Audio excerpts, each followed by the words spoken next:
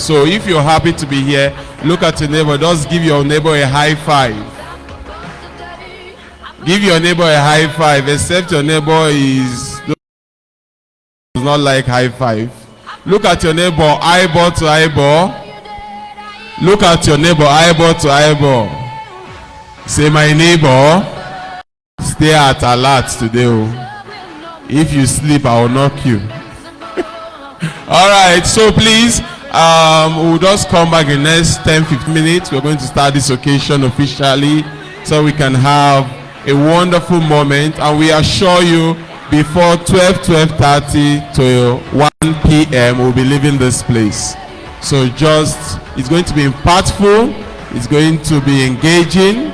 Just sit, relax. We have refreshment. Hope you did not eat before coming, because we have more than enough for you to eat and to drink today. So just stay relaxed so that we can have eventful moment in this roadmap 2026. If you're happy to be here, put your hands once more for you.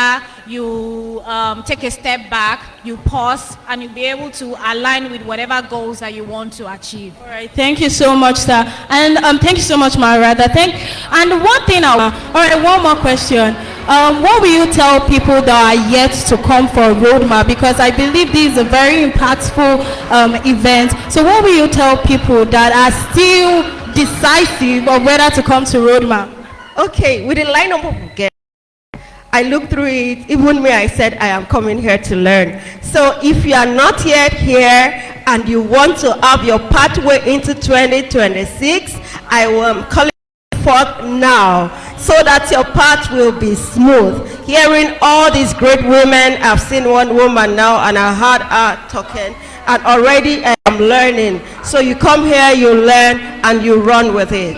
Thank you so much for that advice. Thank you so much. God bless you, ma.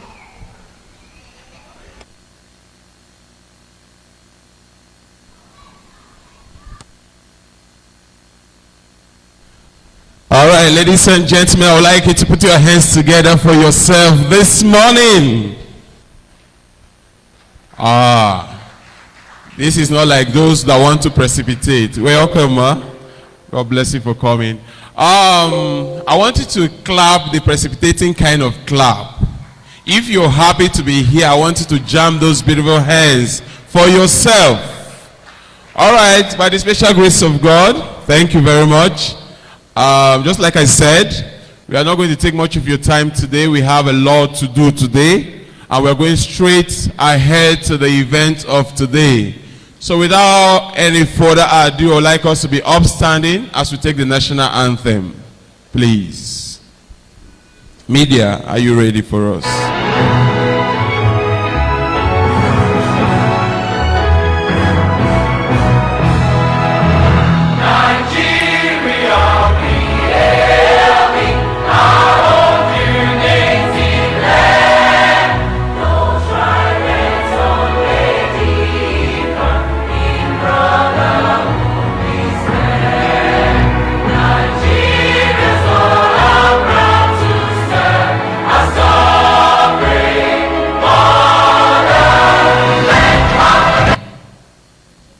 All right, thank you. May we have a seat. That's the first stanza. All right, without wasting much of our time, ladies and gentlemen, this is RoadMap 2020. All right, without wasting much of your time, I would like to welcome a wonderful woman, a woman of grace and so much amazing features. Ladies and gentlemen, I want to bring on the wife of the convener, a proud mother of 3, and a woman of grace and warmth. Her elegance and kindness and nurturing spirit has made a pillar behind today's event. Ladies and gentlemen, to give us the welcome address of today's event, let's give it up for Mrs. Deborah Ayeni. Let's put our hands together for her, please. Thank you very much. I'm so excited to be in your midst, and I'm so happy to see you all again this year. Happy New Year to you all. Happy New Year to you all. I'm only hearing one beautiful woman here telling me that. Happy New Year to you all. I want you to turn to your neighbor and say Happy New Year to you. You are looking beautiful this morning. You are looking handsome this morning. Tell your neighbor that.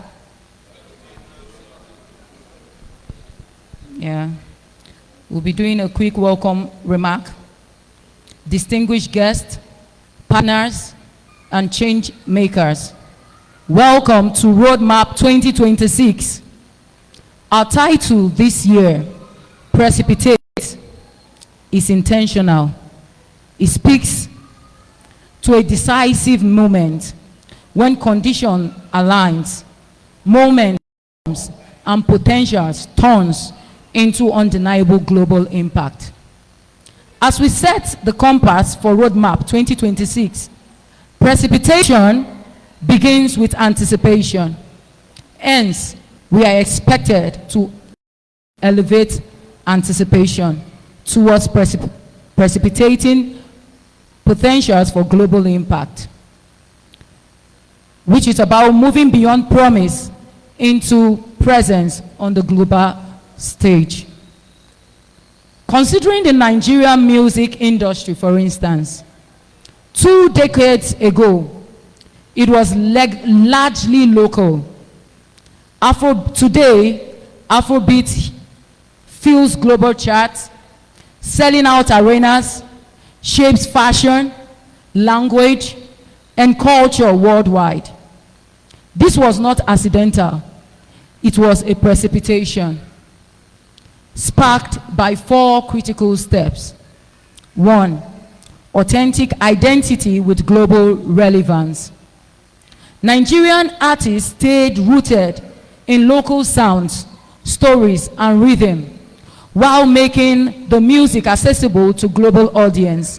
They did not dilute identity, they refined it. 2, infrastructure for distribution. Diasporal influence, organic grassroots expansion, digital platforms, streaming services, and social media collapsed borders. Music moved faster than institutions, reaching global listeners directly and consistently. 3, strategic collaboration. Cross-border collaborations with global artists, producers, and labels amplified reach, credibility, and scale, turning local hits into international sensation. 4, relentless consistency and investment. Behind the spotlight were years of output, experimentations, private investment, and ecosystem growth. Artists, managers, promoters, and creative building together. This is what precipitation looks like. When clarity meets courage, when system supports talent, and when collaboration accelerates skills. As we begin RoadMap 2026, our charge is clear. What potential within our industry, within our nation, and what ideas do you have this morning to precipitate next? And what must we align to make global impact inevitable? Welcome to RoadMap 2026. The conditions are right.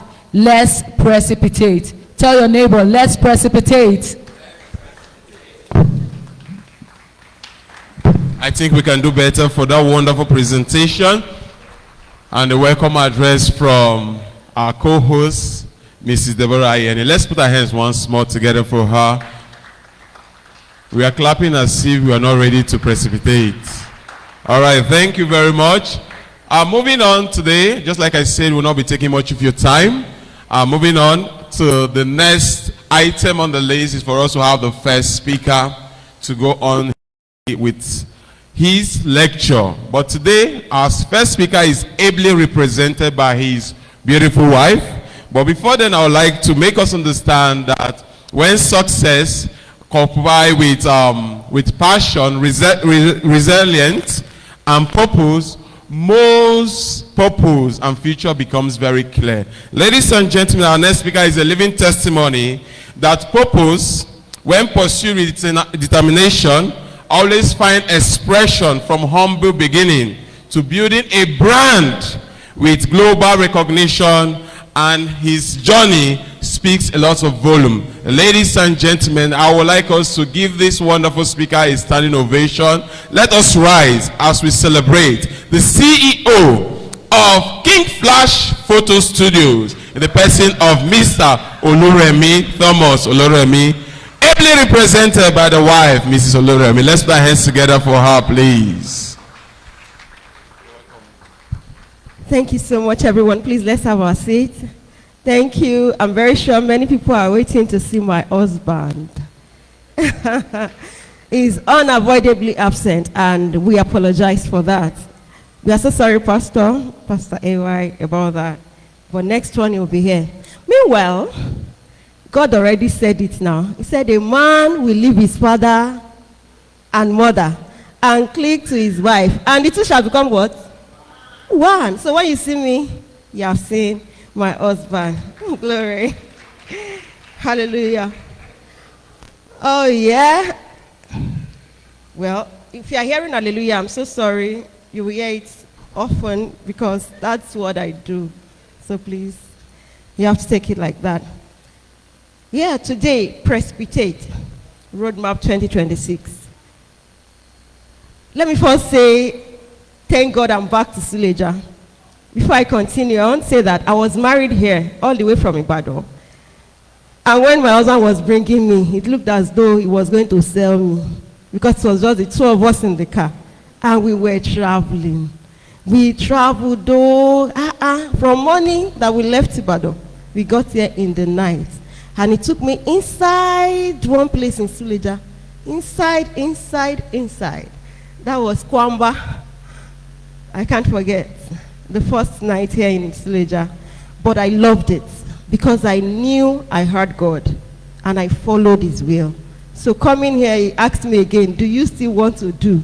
I said that we do again and again and again and again.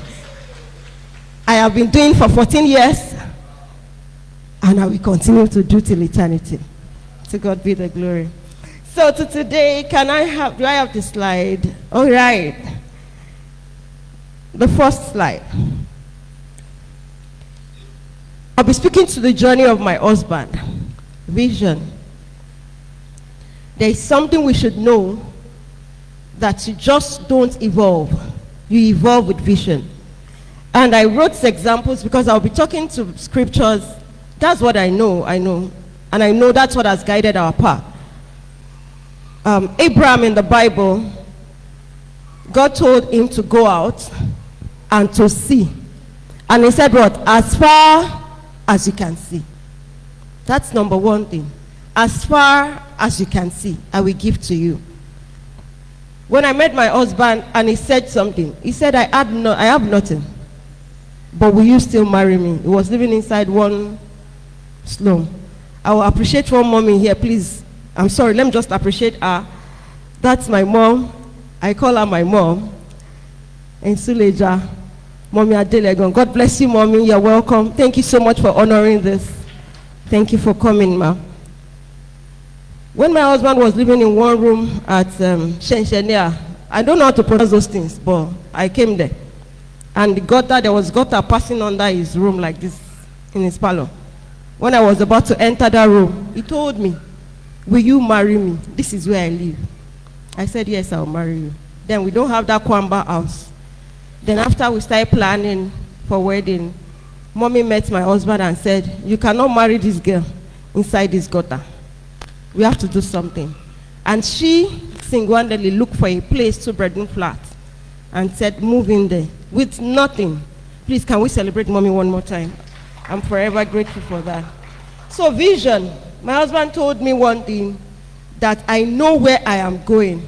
It is not about this thing. I know what God has shown me. We see how God took us from that vision. Another person that had vision was Joseph. There are times you will have vision, you will not understand it. Joseph had vision and knew that God was taking him higher, and he did not know how to go about it.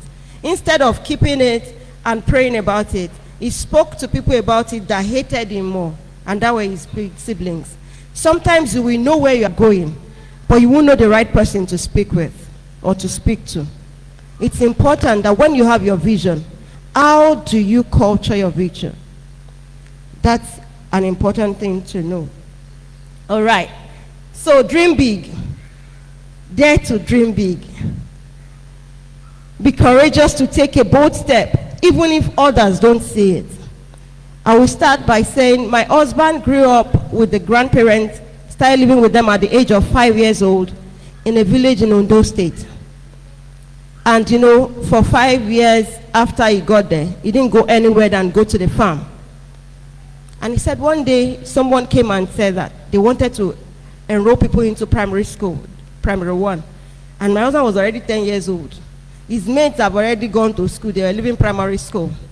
And at 10 years old, that was the first time my husband would enter into a classroom. And he said he looked around, he was excited. He wore his uniform that, I will go to school. That means I will be big. I will be great. I am telling you because I've journeyed with him for 14 years and I've had this story consistently for 14 years. He can't meet you in 1 minute that will not hear his life history. He says it always. And you know, he dared to dream big. He said the English was not there. The people teaching them were teaching them in Yoruba. He was shy in that class that I will get ahead. And some 2 people are used in the scripture that went, and even though the situation around them was not palatable, were Joshua and Caleb. When the spies went, they came back and they told them that the land that we saw is filled with who? Giants. And we cannot enter. But when Joshua and Caleb went, although they were giants, they said that land was flowing with milk and with honey. And they knew there were lots of good things there. So when you dare to dream, the first thing you will see will be obstacle. It will look as if nothing is going to work in that future that you're looking at. But I can tell you, if you take the bold step of moving ahead, you will get into your future. And you'll be glad you did. Thank you. Overcoming limitations. Can we go to overcoming limitations? Okay, the slide is actually small on the screen, so that's why I'm trying to move it. Overcoming. I've gotten to the 5th slide now.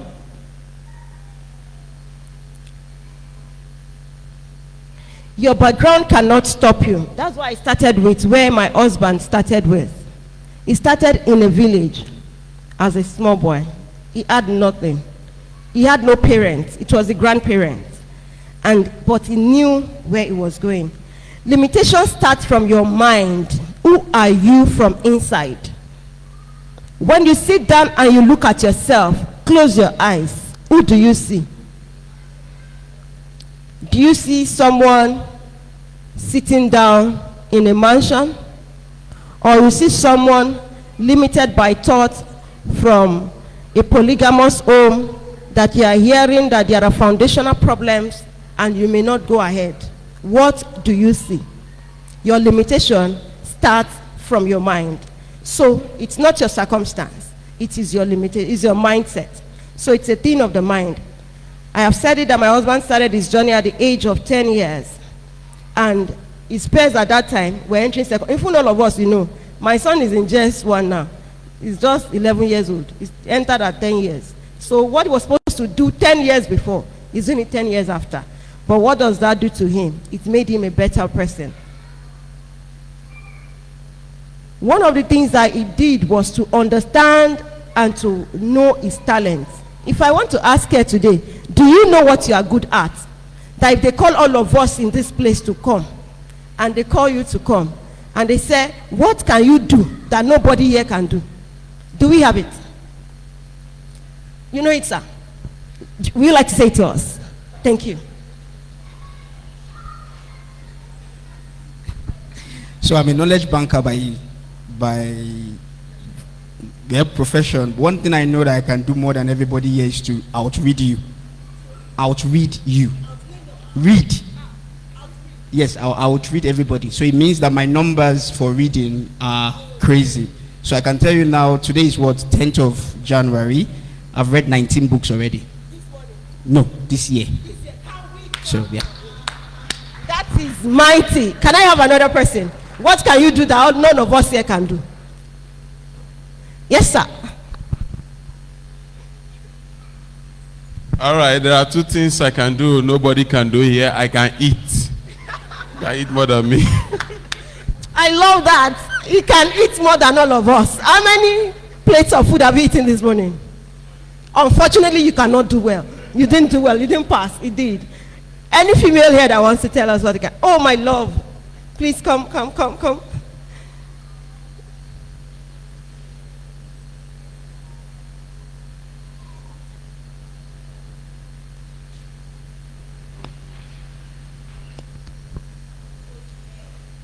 Good morning, everybody. My name is Esther. There's something I can do that no one here can do, and that is to sing. I sing so well. Do you want to hear our voice? You want to hear our voice? Sing one line of a song, just one line. Your voice will, see our MC here, will tell us whether you can sing or not. Fall on your knees.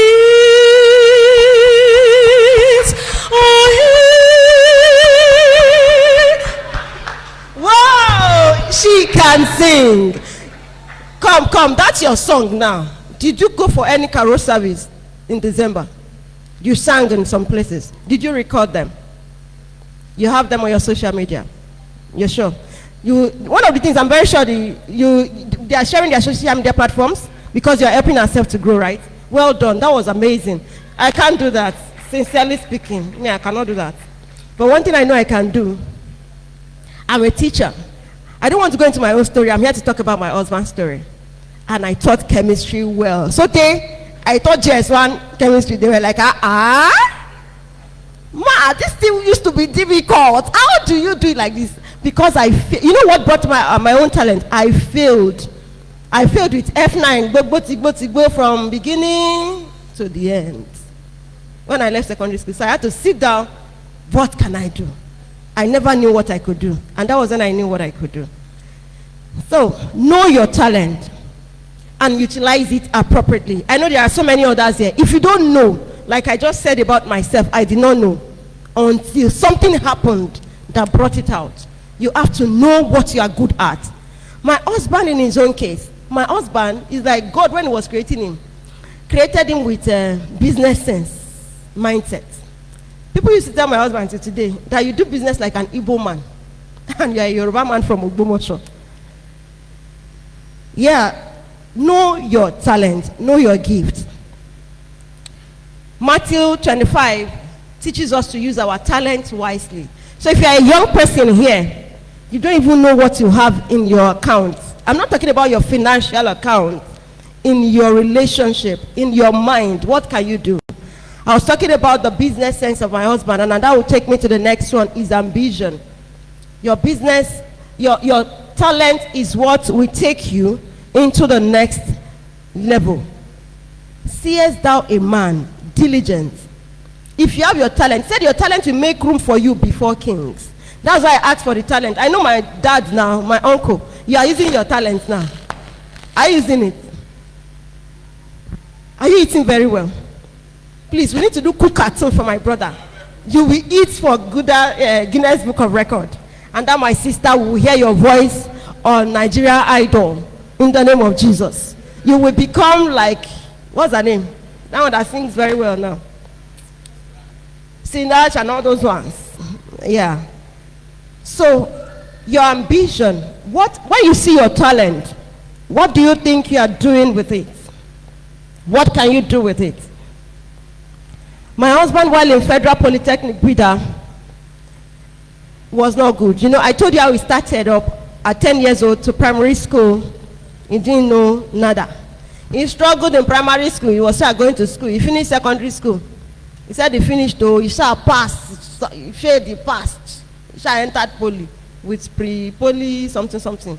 Federal Poly Brida. And he said while he was in school, his mind, this is not to encourage, let's know where I am going. You see these results, it will not stop me. And he did that. I'm not encouraging that you should not. I like studying very well. We are opposite in that academic aspect. So, but he knew himself. And he said, don't worry, this result will not stop me. He said he shall tried. He finished poly and he had pass. He had pass. He said when he got that pass, that he was dancing. That 2 point something. Only me. Ow. God did it for me. He said he will not copy anybody. That thing that's in his head, he will write it down. If they fail him, he will tell them it is what I wrote that they give me. Nobody failed me. Unlike now, when JAM fail us, we go to JAM. JAM failed me. Not lie you. Some people did not read it. JAM did not fail them. They are looking for expo they did not get. So he said it was like that. I have said it that I'm not encouraging poor performance because you have to study well.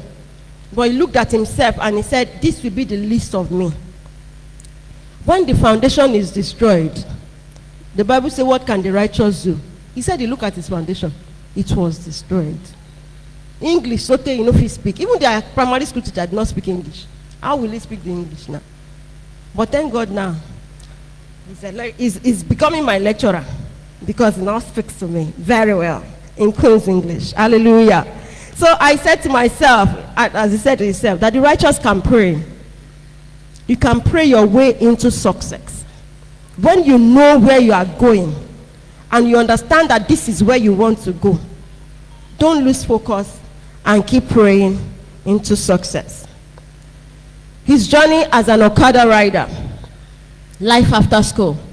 When he left with that pass at Federal Polytechnic Bida, my husband said he has been doing Okada rider. I didn't go into that. He has been doing Okada.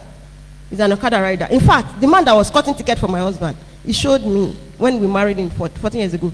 I still used to see him at this Suleja Junction, that Kaduna Road Junction. The man is that one old man like that.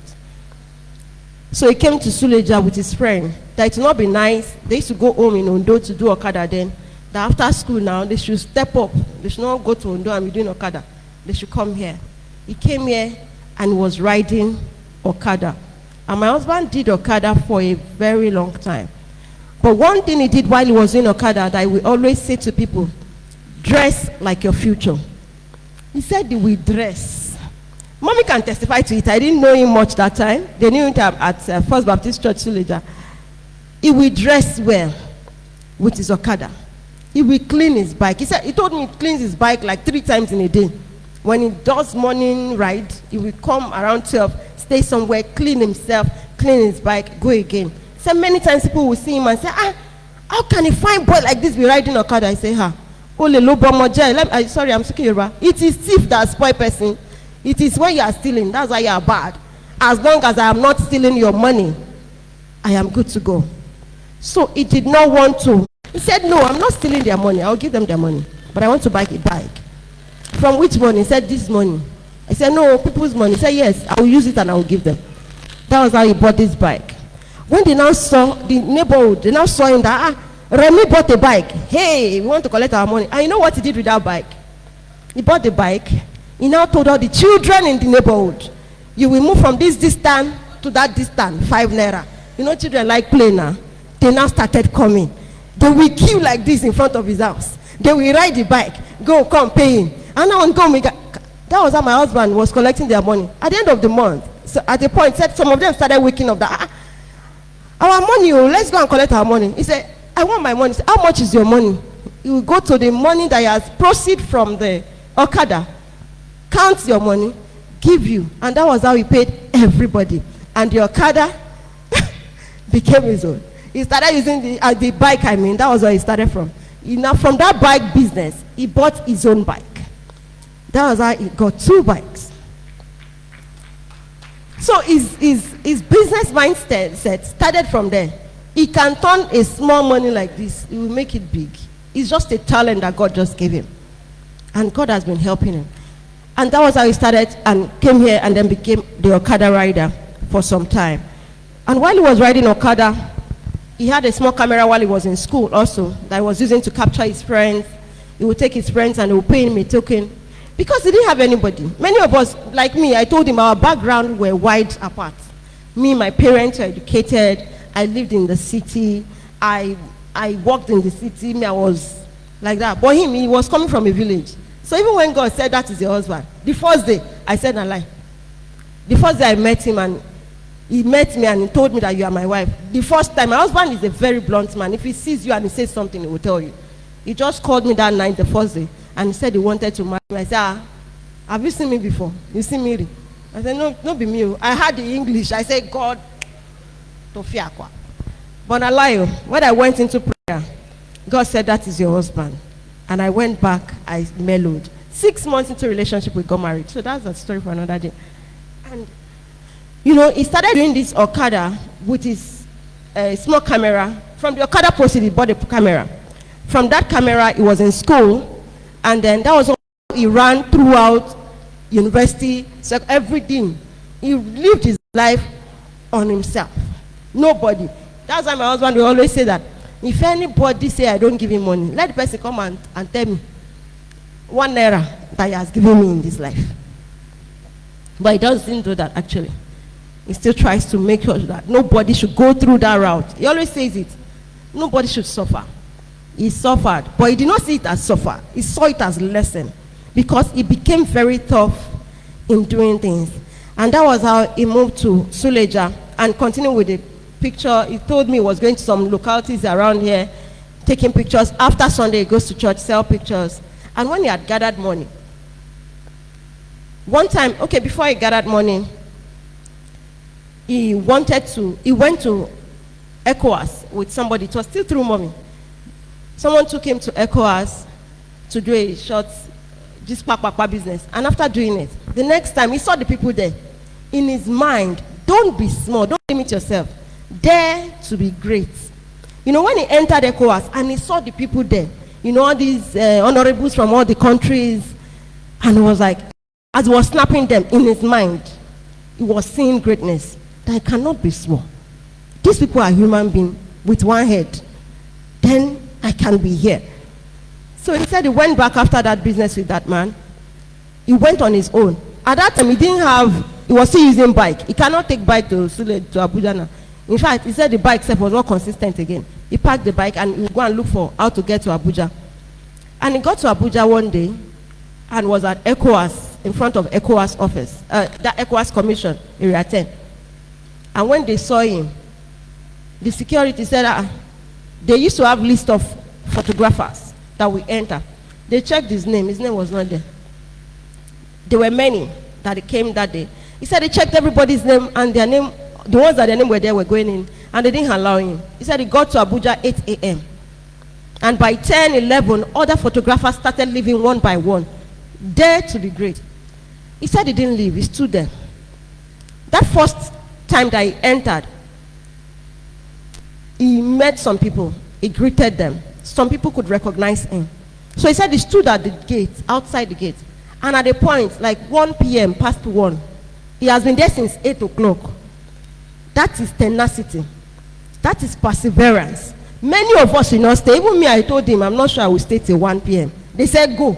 What are you still waiting for? He said, you don't go. When you know your greatness is attached to that place, you don't leave. That he stood there. They were dragging him. He said they carried him away. He went back. He stood there again. He said, I did not carry gun. So you cannot say I shouldn't stand. I'm just standing. And at a point, said one honorable was passing. And he just said, whether honorable than so or something. And that man just looked at him. Oh, Remy, how are you? How are you? He said, I want to come inside, but they said there is no way. Is your name on the list? The police people at the gate said his name is not on the list. The man removed his pen, gave the police, not my husband. He said, oh yeah, ask for his name and write it down and allow him in. That was how my husband entered into ECOWAS. That was after how many hours of waiting and determination. I can see that when your passion is pushing you, it will push you to your greatness. Obstacles will not want you to come in. There are situations that will want to stop you. He got that house in Abuja with nothing inside. And I said, we can't go to Abuja. That place is too expensive. He said, I know what I am doing. I didn't answer him for some time. One day he just came with truck. He said, are you going or you are staying in Suleja? I said, who am I? Where you go, I will go. Your God will be my God. Your people will be my God. Oh yeah, we park. When we were going, we had many people in Suleja saying to us, you people will soon come back. You think Abuja is Suleja, ba? You think it is the way you are doing here that they are doing there. But my husband said to them, he said, I will come back. I'm not even living in Suleja in the first place. That's what he said. Because this is my source. Suleja is his Bethel. Living his school, this is where he came to stay. So he said, I'm not even living in Suleja. All I am doing is to expand. I am here. And he went there. We started. That house wasn't just a house. I asked him, what are we doing? He said, this is a studio. How many rooms can you live in a house? I said, one. He said, thank you. Take your one room. You see the other things. The children, take your one room. You see the parlor, the other rooms. We have editing room. We have studio. We have changing room. The house was we call carpenter. They divided the house like this. We're living in one small place. And the whole house became our first office in Abuja. And we're living there in an estate. And that was how it started. We did that for some time. And God kept showing himself faithful. Building your character is important. When you see people, let them know who you are. I just put some Bible scriptures there. I don't want to be reading too much of scripture because this is not a church. So he built himself, and then we built relationship. I was still working. When I came, I was working because that small money was not doing me. So I was working in the school in Abuja, but he kept doing it. And after a while, another person from ECOWAS again, and that was George, became the president of Liberia. And my husband came home. He didn't come home, he just called me. That George won election. I said, who is George? He said, George Yana, one of the people that come from Liberia to ECOWAS. What happened? He said, he won the election and I'm going to Liberia. Do you know that the camera, when he's going out, he goes out with the camera, backpack, like that. And thank God that day, I think he went out with his brother. From town, from area 10, my husband went to the airport. And from the airport, he went to Liberia for the first time.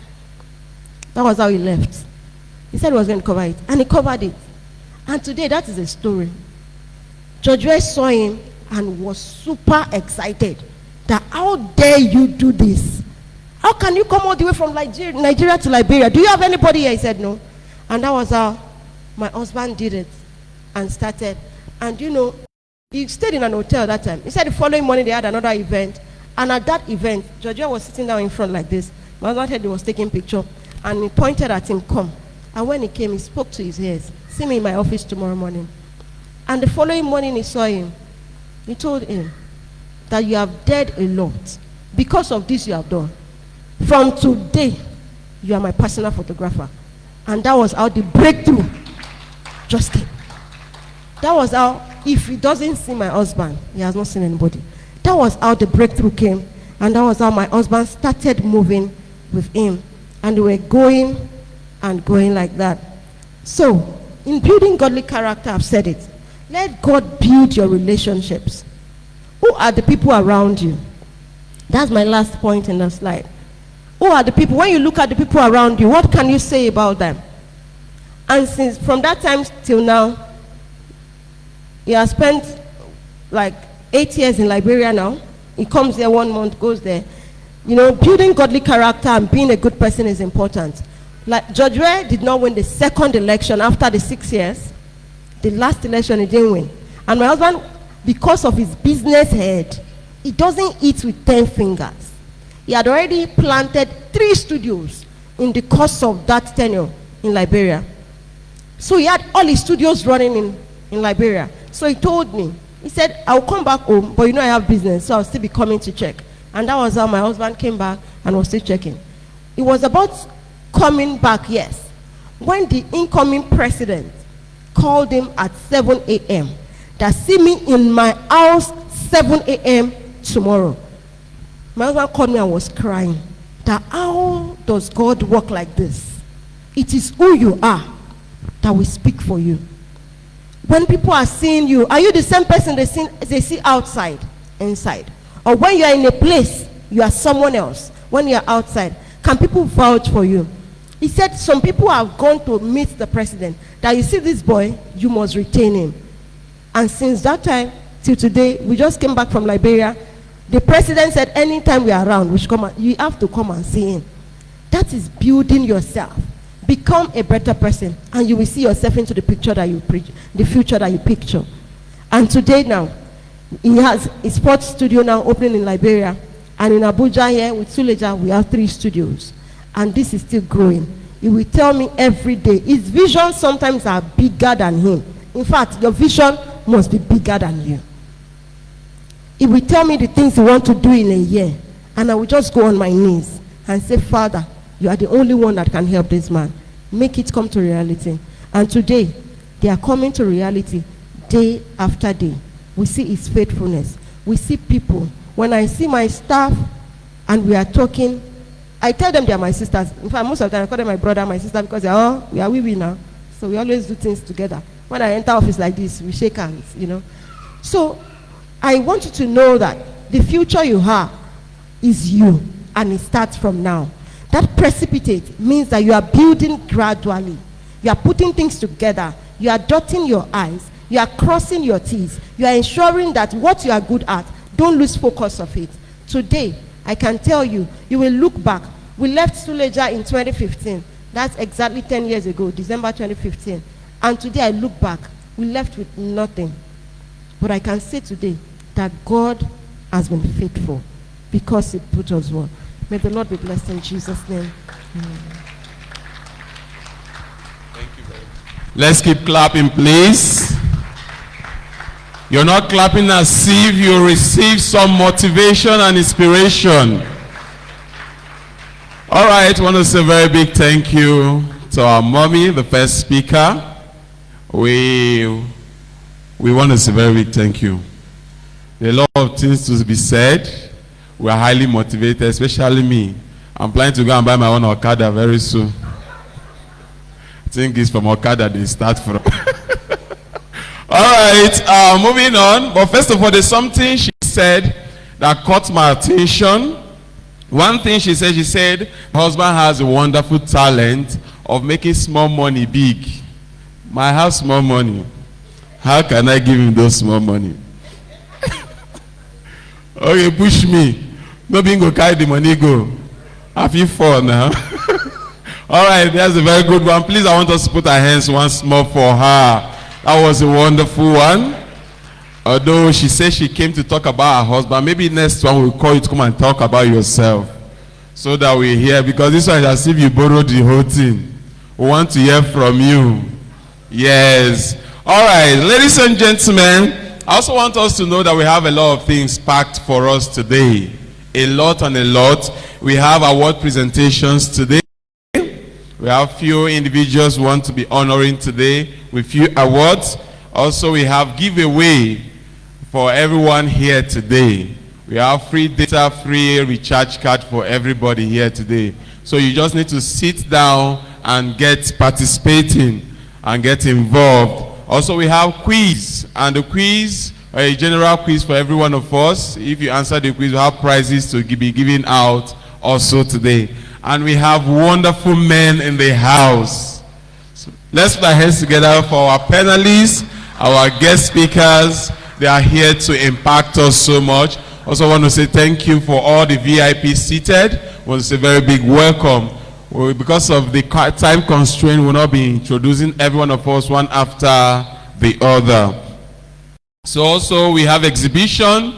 We have some items exhibited outside there. But moving on right about now, ladies and gentlemen, I want to go over to the next lecture, next presentation. Ladies and gentlemen, to keep the ball rolling for today's conversation, we are moving on with a woman whose works speaks loudly in education, leadership, and child development. She's passionate about building strong school systems and nurturing the next generation with purpose and excellence. Ladies and gentlemen, for the next topic we are going to be discussing right about now, crisis and opportunity, from chaos to clarity, crystallizing growth. Ladies and gentlemen, with great pleasure, please rise as we welcome the director of Apple His Academy and president of Hello Tomorrow Foundation in the person of Mrs. Aisha Oyewo. Let's put our hands together for her, please. Thank you so much. Thank you. Thank you. I'm really excited to be here. I can see lots of beautiful faces. And I must say thank you for sharing your husband's story with us. A story of passion and resilience. It really resonates with most of us here, starting from nothing and growing into something. It is something worth emulating. All the tidbits here and there. And you also wove your own story into a story. I like that. Thank you so much for sharing with us. Yes. And I'm also curious to know how the mister over there was able to read 19 books so far this year. I pride myself as someone that reads a lot. So I wanted to say, okay, I think I can do better than you. But as soon as you mentioned 19 books, I said, okay, let me take a step back. I've not read up to 19 books this year, but I've read quite a lot of books this year as well. 300. Oh, okay, mine is not up to 300, but mine is also 3 figures around, yes, about that. I think I have over 2,000 books on my phone. Yes, so as soon as I said 19 books, I love it, and I loved it. Thank you so much. But although I'm still curious to know how you are able to do the 300 books. Yes. So today, my topic is on from chaos to clarity, crystallizing clarity. Okay. Most people are not confused. They are incapable. They are confused because too much is happening at once. So sometimes you need to take a step back and just say to yourself, what do I want to do? What do I want to achieve? So I'm going to ask, what is chaos? What do you understand by the word chaos? Can someone give me a brief definition of their own understanding of chaos? Can I get someone from the audience to tell me? Chaos, what do you understand by chaos? Or rather, let me rephrase it. When you hear the word chaos, what other words can you use to qualify chaos? Basbos, yes, because it's a basbo something sometimes in our lives. Tell me, please. What? It means trouble sometimes. What other word do you think comes to mind when you hear chaos? What can you use in place of chaos? Tell me, please. Hello, good morning. Chaos is about disarray, ulabalu, negativity. Yes, disarray. You're disorganized. You are unstable. Everything is jumbled up. So how do we get clarity from something so confusing? How do we get clarity from something that does not make sense to us? So right here, we will take ourselves on a journey of clarity, going from chaos to clarity. So I tell you, chaos simply means clarity that has not formed yet. Because your life is in chaos at the moment, because your life is unstable at the moment, doesn't mean that things will not make sense. Doesn't mean that you will not, lies will not fall into pleasant places for you. You just have to take a step back and work with what God has in plan for you. So today your plans may change midway. You already have plans, you already have something you want to build, and it changes all of a sudden. So what do? You don't give up. You create another plan and you move on. Sometimes you've built systems for years. You've built something so solid for years. All of a sudden, due to maybe natural disasters, ill health, something will just roughen it up. So what do? Do you stop? No, you don't stop. You continue. It is very tough, but you continue with it. And sometimes rules keep shifting. Something is in place, you're already working towards a goal, you're already working towards a plan, and all of a sudden, something has changed. What do? You keep moving on. Think of traffic. I know that many of us have experienced the Madala traffic due to the road construction. Sometimes I stay in that traffic for like 3 hours because I commute from Abuja to Suleja on a daily basis. And what causes the traffic? Maybe just a tiny car will just obstruct a part of the road and it leads to chaos. What happens? You stay in traffic for like 3 hours. But at the end of the day, all it just takes is for one military guy with his very long stick to clear the whole place. Something you've been there for like 3 hours, it gets cleared in less than 20 minutes. That's clarity. The military guy came to give us clarity on the road, and suddenly you have a free-flowing traffic. The solution is not to panic. When I stay in traffic for 3 hours, I don't panic. What do? Okay, how can I make my stay in this traffic better? People watch.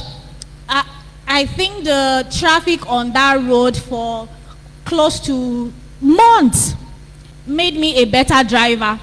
And that is getting opportunity in the midst of chaos. I was able to become a better driver. There are some drivers on the road, I call them Volkswagen drivers. You know all those drivers that drive these golf cars? They are a menace to the society on that road. So I call them Volkswagen brothers. Yes, as soon as you see them, just stay clear of them. But because of that traffic, I've learned not to budge. I've learned it is energy for energy. So my driving got better during that time, during that period of traffic. And I can say that, okay, when I see a Volkswagen brother these days, I don't shake. I say, bring it on.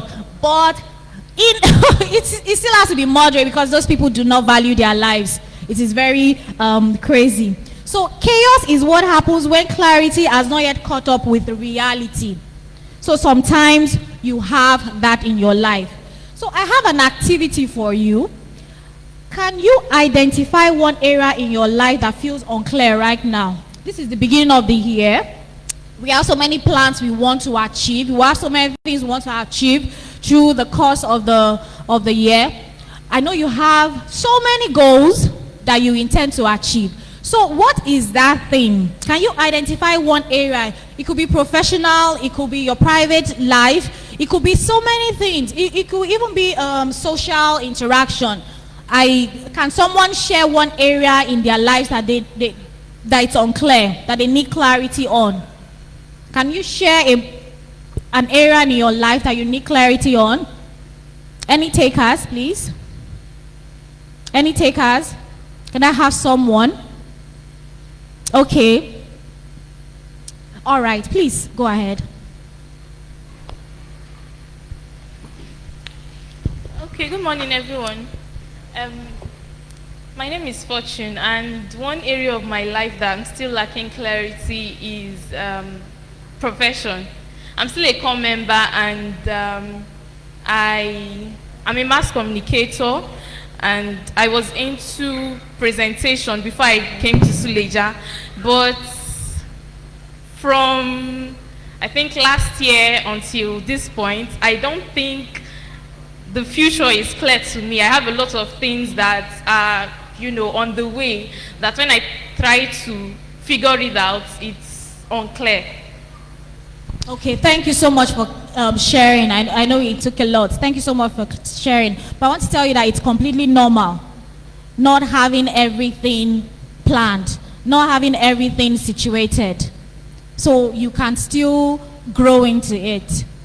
It just takes planning, it takes resilience. Just like Mrs. Oluremi shared her husband's story. He didn't have it all figured out. He started quite late in life, but where is he now? He's doing fantastic. So I can assure you this gathering will give you better clarity, better understanding on how to move forward in your life. Thank you so much for sharing. The reality we live in is that life comes at us suddenly. We have just like he said, for him, chaos is basbos. We have a lot of basbos moments in our lives. So what do? We just ride the wave and we let it flow. Once we ride a wave, we see opportunity, we see something becoming clearer. Sometimes we have decisions that we need to take instantly. And many people feel overwhelmed in taking that decision. It is not because they don't know what to do. It is because we have too many decisions to make and we have too many opinions, because we seek advice from people. They'll say, do it this way. Another person will, no, do it that way, do it what way, and all that. So sometimes it tends to be very overwhelming and confusing. But I want to tell you that being overwhelmed is not equal to being unable to do something. It has nothing to do with your ability. You just need to take a step back, and it is not also weakness. Because you cannot make a decision now doesn't mean that you are weak. Doesn't mean that you don't know what to do. You just need something so simple, something less complex for you to start. So any confusion you have in your life now, do not be overwhelmed. Don't say that, oh, I cannot do it. Is it because I'm not worth whatever it is that you want to achieve? No, it's not because of that. It is usually a signal that clarity is missing, not your competence. You are capable of doing so many things. You just need to get clarity on it. So now we want to reframe crisis. Chaos is not your enemy. Confusion is not your enemy. Rather, it is something that will project you into greatness. For me, crisis means transition. During crisis, sometimes that is when our best works comes out. When we are so tensed, when we are so confused, something just clicks and everything we've been hoping and wishing for comes into play suddenly. Chaos is equal to unmet clarity. So for instance, what we call crisis in our lives could be a job that stops making sense. I'm sure some of us are in jobs that are like, oh, I'm just so done with this job. I'm looking for the next way out, or the next step, or the next level. A system that collapses. We have relationships that we've been hoping and wishing and praying for years to make more meaning, to make more sense in our lives. We have plans that we've put in place that no longer fit our reality, that no longer fits our goals. We have so many turning points that sometimes they disguise themselves as chaos or crisis, but they are just opportunity waiting for us to harvest. So when you see, or when your life becomes chaotic or unstable or disorganized, see it as an opportunity that is not yet clear. Don't see it as something that you need to give up on. They arrive disguised as disruptions. So some disruptions in your life need to happen for you to get to where you are going. It is very, very important. So I want you to ask yourself, what in my life is clearly asking for an upgrade, not a repair? Do you have something in your life that is asking for an upgrade and not a repair? Let me use this example. You know, now in the era of digital technology, artificial intelligence and all that, I'm sure most of us know our way around TikTok, Facebook, Instagram. And we even have people that do that take that as a profession. We have content creators and all that. We have aspiring one. For instance, if you're an aspiring content creator, I have a phone, let's say an Android phone that is not giving you what we want or what you want. What do? Oh, and you have jobs lined up. People are starting to hear about your profession and what you can do in terms of content creation. And you have this phone that is just not giving you what you want. Sometimes doing a job, it gets stuck. It hangs. I'm like, why is this phone behaving this way? You don't need to repair that phone at that moment. You need an upgrade. Because sometimes when you repair it, you don't get it fixed the way you want it to be fixed. It doesn't still give you what you require to be able to do your journey in content creation. You need to get an upgrade. Now, I'm not saying that you should get an expensive upgrade, but a system or a phone that will give you all the requirement, clear picture, clear videos, long battery life and all that. So in that instance now, when you have jobs lined up and you need to make things work, you have deadlines to do, you have to get an upgrade. And that upgrade, it's an opportunity for you to excel in your journey as a content creator. So what in your life is clearly asking for an upgrade, not a repair? You have to know that. It's not everything you repair, you have to upgrade some things in your life. It is very, very important. So why do people stay stuck? Why do people stay stuck? They stay stuck because they are waiting for certainty. They are waiting for the right environment. Oh, that thing is not giving me the vibe I want.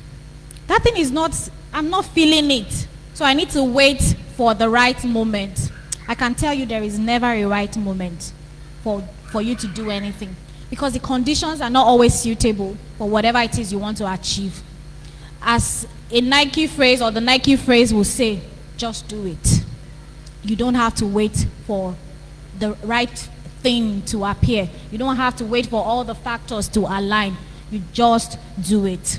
And some people, they do too much at once. You don't have to do too much. You don't have to do too much. Like on the red carpet, when I was asked what advice I would give to young people and all that, I told her that to keep things simple. Simplicity is a way of life that gets you moving forward. Because when you have too many complex things at hand, you have to ask yourself, okay, so what do I do first? That's where scale of preference come in. What is the most important thing that you want to achieve? What is that thing that once I achieve it, the other ones just fall in line? You have to ask yourself that. Then avoiding decisions. You stay stuck because you are avoiding to make decisions. Like I said, sometimes our professional lives or our personal lives, we have things happening there. And sometimes we stay stuck in that profession, we stay stuck in that situation because we avoid making decisions that will change our lives, that will change our journey. So I tell you, you are stuck somewhere, professionally, personally, whatever, you have to make that decision. Do not avoid it because it's still waiting for you. You have to make that decision. Then the clarity shift.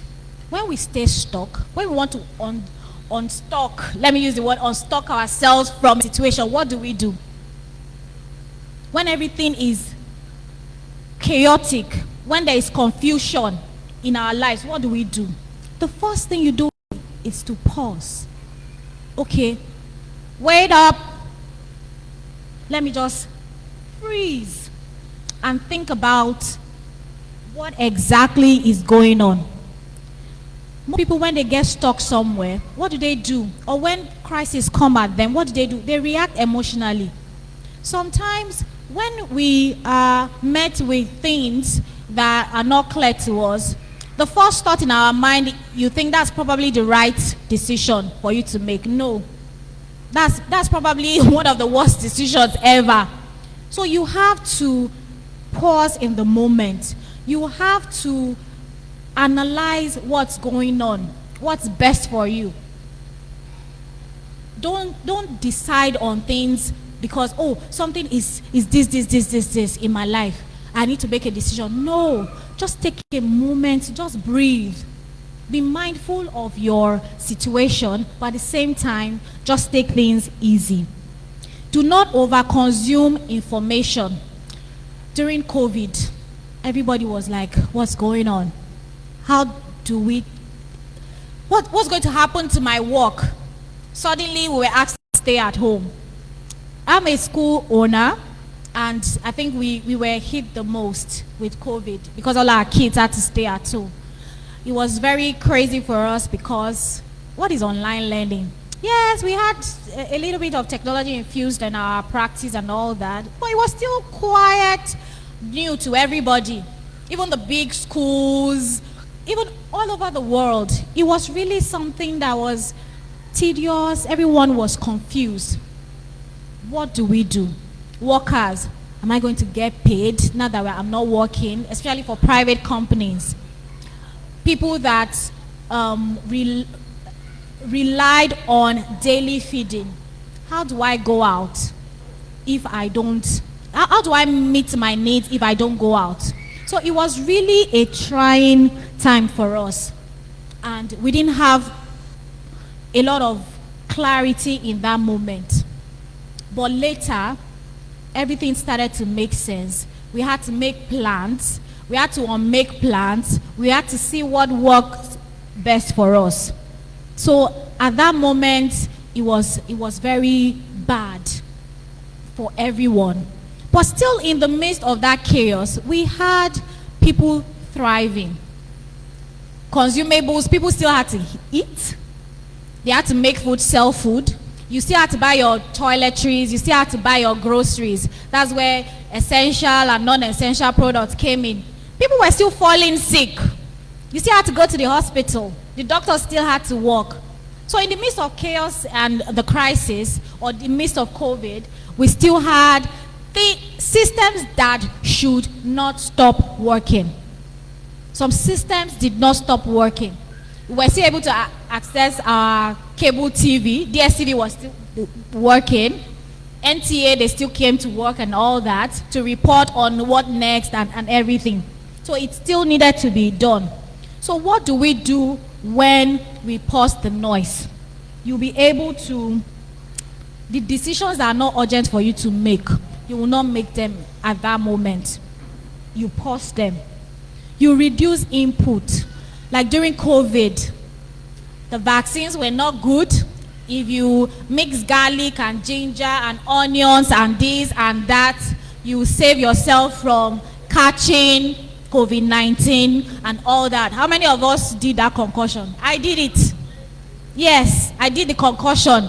We just wanted, get a lot of, I think chloroquine or something worked. So we had too many information that we just wanted to try what's going on. At a point in time, use your nose mask. Everybody was coming out with their nose masks. At a point in time, if you are not using a particular brand of nose mask, you are in trouble. You have to use the N95 brand or something. They later came out again. No, even if it is cloth, the fabric nose mask, it still works. It's going to trap the virus. No, that's not the way to wear the nose mask. The blue has to come out and the one that is perforated has to be inside. If not, you are still not covered. You are just covering your nose and less oxygen is coming. So we have so many news, opinions, information about COVID that we're like, okay, so what do we do? Which one is the truth and which one is... Even the government, they were confused as well. So many bulletins, so many informations that did not make any sense. Even when the vaccine eventually came about, don't take the vaccine. It's a way for them to put a chip inside us or something like that. So many facts that were not right. That was confusion. That was chaos. That was instability. But at the end of the day, we survived. COVID left, we got vaccine, herd immunity and all that, and now we're able to gather here. Then COVID-19 compliance, we couldn't sit the way we are sitting now. We had to 2 steps ahead, 2 steps backward, something. It was just a confusing time. That's chaos. That's crisis. But didn't we meet with clarity? I'm sure some of you were like, oh, I'm tired. It is too much. Let me just stay at home. I don't have to go out. Let me just stay at home. I can always say I'm working from home. That was when the phrase working from home came about. So we can always say that, oh, I'm not going out because I'm working from home. But you still need to show your employer that you're working from home. So you have to reduce the news. You have to reduce the opinions. Opinions are good. You can ask people's views and all that. But you have to filter the ones that you will collect. Then the pressure also, you have to reduce it. Still on clarity shift. Distill what matters from complexity to simplicity. I'm always an advocate for simplicity. Once things are simple in your life, it makes a lot of sense for you to be able, you get focus when you want to do so many things. When your decisions are simple, they are not complex, you don't have like so many equations like differentiation that is looking like further maths to you, that oh, this is a mountain that I have to climb. Chaos feels overwhelming because everything feels important. you feel that I have to do everything at the same time. No, you do not have to do everything at the same time. Make a list, make a plan. If I could only fix one thing, ask yourself, if I could only fix one thing. This is for when you have too many opinions, too many options, the pressure is intense. If you could only fix one thing in the next 30 days from this RoadMap conference, what will create the biggest shift? You know, earlier I said that you just need one thing and the others fall into place. What is that one thing that you feel once you do it, everything falls into place? Can you write it down and still ask yourself, what is that one thing in my life that at this moment it will create the biggest shift for me? I'm sure all of us, we have it. You just need one thing. Sometimes when we are looking for money or we are looking for a business opportunity, just like Madam said earlier, her husband met so many governors and all that. When he was waiting at ECOWAS, his name was not on the list. What happened? He needed one person. He needed to see one person. And he was that honorable that even told, not him, told the policeman to write his name on the list. He needed to see that one person, and it is the one person that made the breakthrough started coming to fruition. So you need one thing. Ask yourself, what is that one thing that will make my life more meaningful, that will make the other things make sense? You need to do that. For instance, you are overwhelmed with work. As a leader, so many things are happening. You do not need a new strategy. You just need to prioritize. A parent struggling doesn't need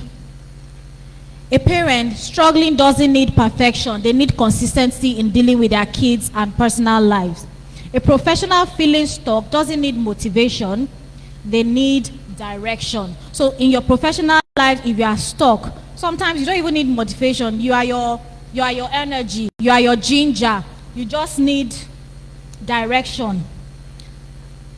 Then you decide and move. Don't wait until you feel ready. Do it afraid. Do it anyways.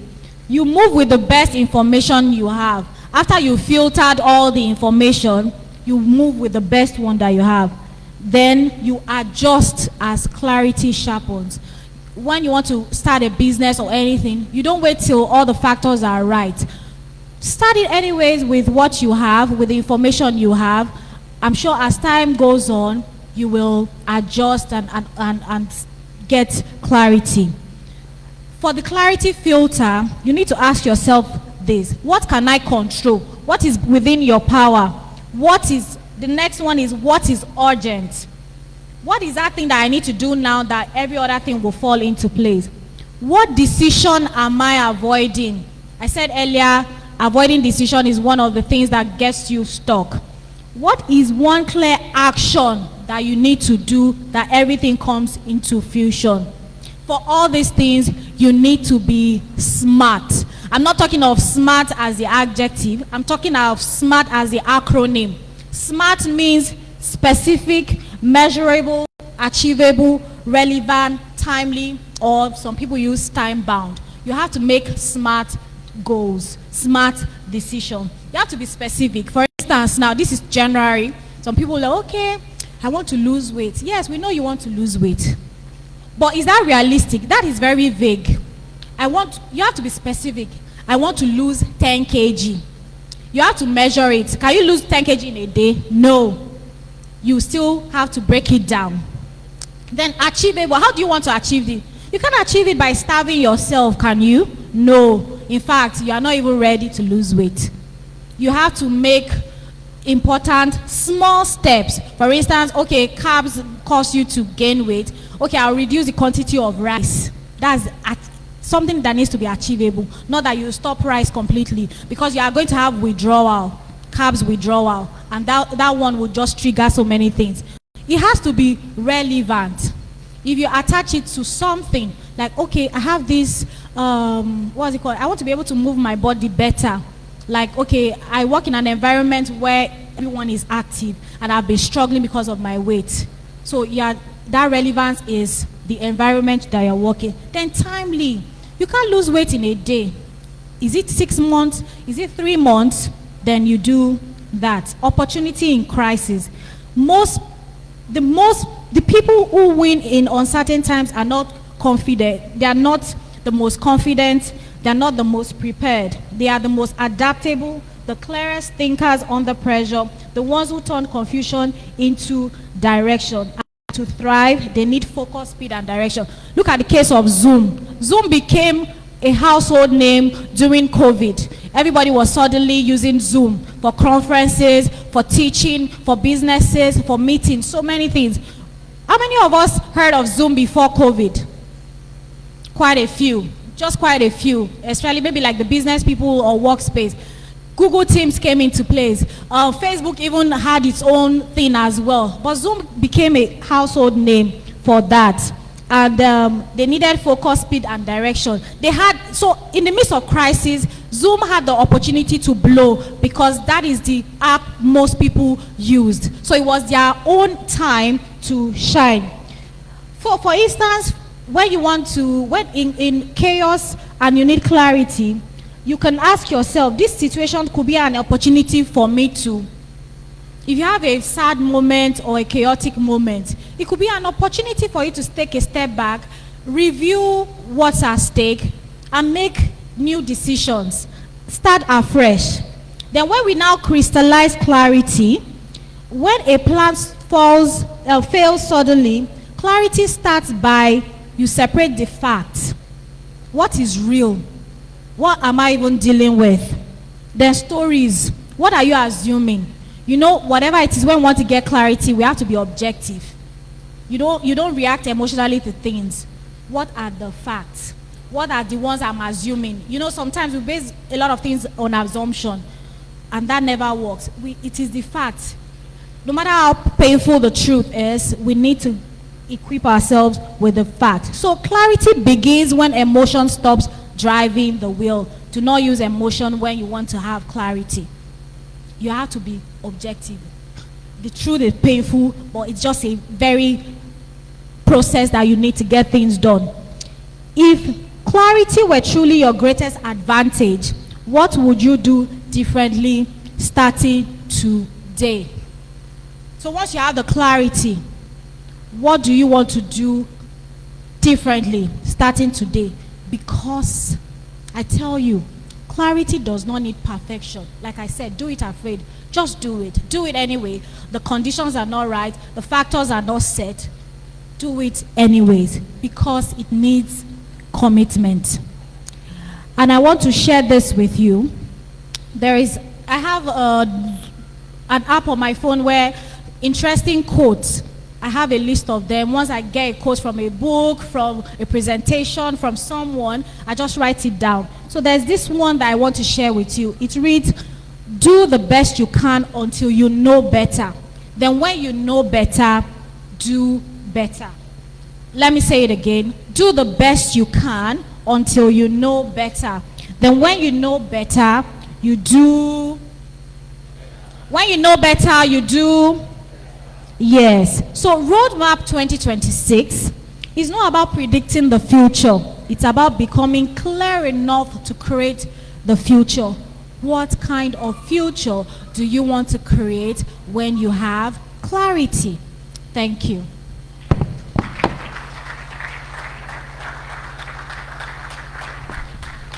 Clap like those who have clarity now.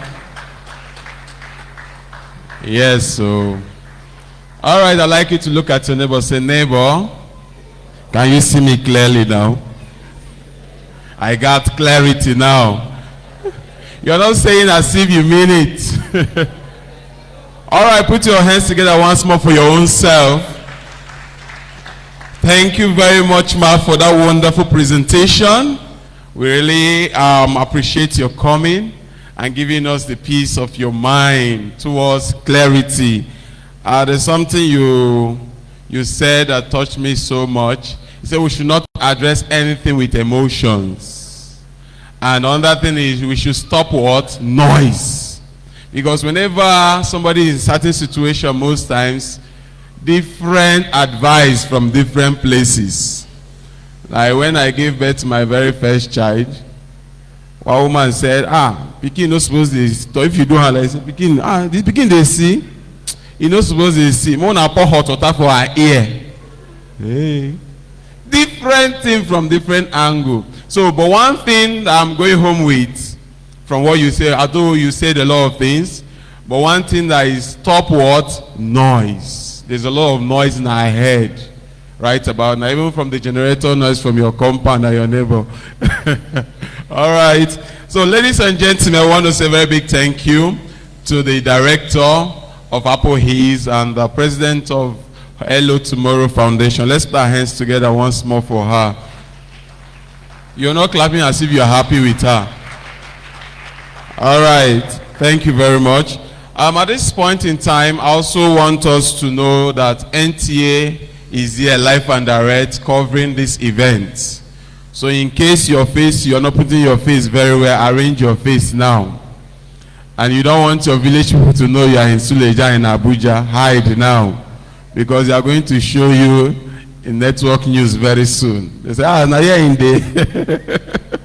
All right, I want to say a very big thank you to the media personalities in the building for being a part of RoadMap 2026. Let's put our hands together once more for them. So before we move on, I would like to call on one of the participants over the years who has, she came over the years and now she has few things to say about what, or the impact she has gotten from RoadMap over the years. So I would like to welcome briefly a wonderful lady who have done well for herself. Let's put our hands together and make welcome Miss Esther Samuel for a brief testimony of feedback. Let's clap for her now. I don't know why we are stingy with our claps this morning.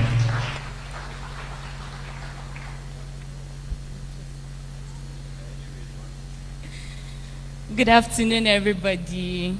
I welcome you specially. My name is Samuel Esther. I stand here today as a living witness of the impact of RoadMap. RoadMap 2025 with the theme Recalibrate. I came here confused. So I just graduated, I just finished service, and I was at home just trying my hand on different things. I didn't even know where to go. I didn't know where to turn. It was like there was a lot of expectation. Everybody was like, oh, you're a graduate now, so we cannot spoon feed you. You have to go out there. You have to do this. I wanted to do business. I wanted to be a media girl. I didn't even know what I want. So I came here and, it was really impactful. They were saying a lot of things. I'm like, we've heard these things over and over. But one thing that stood out was that they kept on saying it's okay to be confused. So I'm also here to say, if you are confused, it's okay, you're not wrong. But just make up your mind that you will not leave here confused. So after RoadMap, Sir Kelechi asked us that, okay, if we're interested in revamp of our CV and everything, I sent to him. And I want to say thank you, because through that CV that he revamped, I got a job, a very good one. So I'm standing here in RoadMap 2026, not confused. I'm standing here with, I won't say 100%, but I'm not where I used to be, still on the journey. So a lot of teachings, a lot of things. Dr. Idara also told us about reading books. I did that. RoadMap really gave me RoadMap for 2025. I'm a better person. I read more, I listen more. And just like she said, taking it simple. One thing I just told myself is, okay, no pressure. And all of this put together, during the year, I would always revisit the notes I took from RoadMap 2025. I'll say, okay, this person said this thing. Because these are things from people that have proof, people that have results. So if you are here confused like me, please write. Though your brain can be computer, I don't know, but for me, I like to write so that there's something to visit again. When I was to get a job, I went for interview and different things. But if I was to go for that interview, even without this RoadMap 2025, I'm not sure I would have been able to perform the way I did. but they spoke to us. They told us, okay, you are more than what you are now. Just like she said, our mama said, she said, your dream should be bigger than you. You know, all those things. When I went for the interview, I went like, okay, I'm ready for you people today.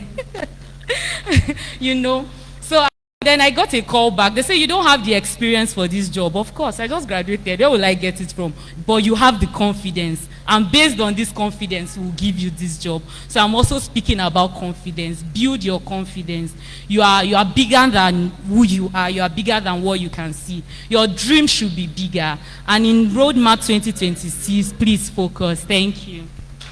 All right, thank you. RoadMap 2027, we'll call you to come and be one of our speakers. Because the way they talk now. All right, I want to say a very big thank you for that feedback. We have lots of them in the building seated for a lot of feedback they got. Some of them we sent them for an IT training, web development and all that. Some of them went into Paul Carl's ventures. They learned. Dr. Idara made a lot of us to go back reading our book. Like our first speaker said, chemistry. So some of us went back. I failed maths, but today I'm a maths teacher. So I know how to solve maths because of so many things like that. So I want to say we should just keep our minds together. It's not just a regular kind of conference or event. This is an event whereby we motivate you, we inspire you, then we put you through. We don't just inspire, we also put you through. We assist you wherever we can. In the tech world, in the business world, we can attach you, can give you connection. That is why we give room for networking, even after some time in this event today. So before we proceed, we would like to take two questions. If you have any question, because we have two wonderful and powerful speakers who have spoken to us this morning. So we know some of you might have questions. Okay, let me just take 4 of the questions just because of time. That is why we are just rushing somehow. So please, if you have a question, just signify so that we can give you numbers as we take your question, as our speakers are here. Even our panelists are also here to assist whichever way they can in the answering of the questions. So I don't know if anyone has questions so far. Question. Okay, number 1. Wait again. So all this will be saying nobody has questions. Oh, we have clarity. I now understand. The security. So number 1 person, any other person? Okay, number 2, again, number 3, then number 4. So please, let's hear number 1 question, please. Good afternoon, everyone. My name is Shanusi Afis Oladipupo. I'm from Suleja here. My question goes like this. At what point in our life do we have to be panicked? Or how do we resolve conflict in our life? Thank you. Okay, conflict. Or should we take all the questions then answer them simultaneously? Or should we answer as they ask? Which do we do? Okay, they should just ask the whole question. All right. So what point which do we take care of panic? Good afternoon all. Good afternoon. I nearly say praise the Lord. I don't know. We'll answer you now. My name is Akaiso Ernest. I would like to know what are the different ways of doing things. That's my question. Different ways. How many you know before? But no problem. The next person, please. My name is Maiwa Adeumi.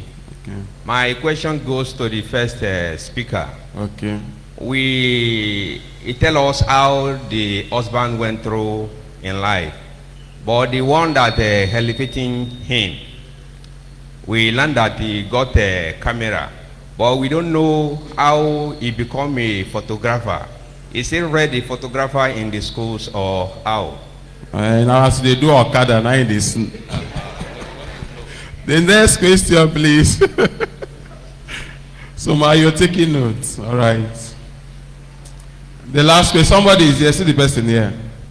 Let's just take 4 of them. They are just brief questions that I myself I can answer. Good morning, everyone. Good morning, dear. My question is, how do we align our vision in connection to the state of our environment or even the economy at large? This question will not big past you. All right, they've asked the 4 questions. Let's start with our speakers so that then we'll go to the panelists because they are ready. Ma? Okay, so I'll take the first question. At what point in life should we panic? I don't think there's any need for panic. There's no need for panic. Like I said, pause the noise. You distill what matter, then clarity will come. You don't need to be panicked. Once you panic, the confusion becomes greater. And once confusion becomes greater, you start unraveling things. Have you ever had experience whereby you have a thread that is so messed up? At a point in time, you think that, oh, you've gotten the culprit. You are able to untangle. But at the same time, it becomes stuck somewhere. You start unraveling and unraveling.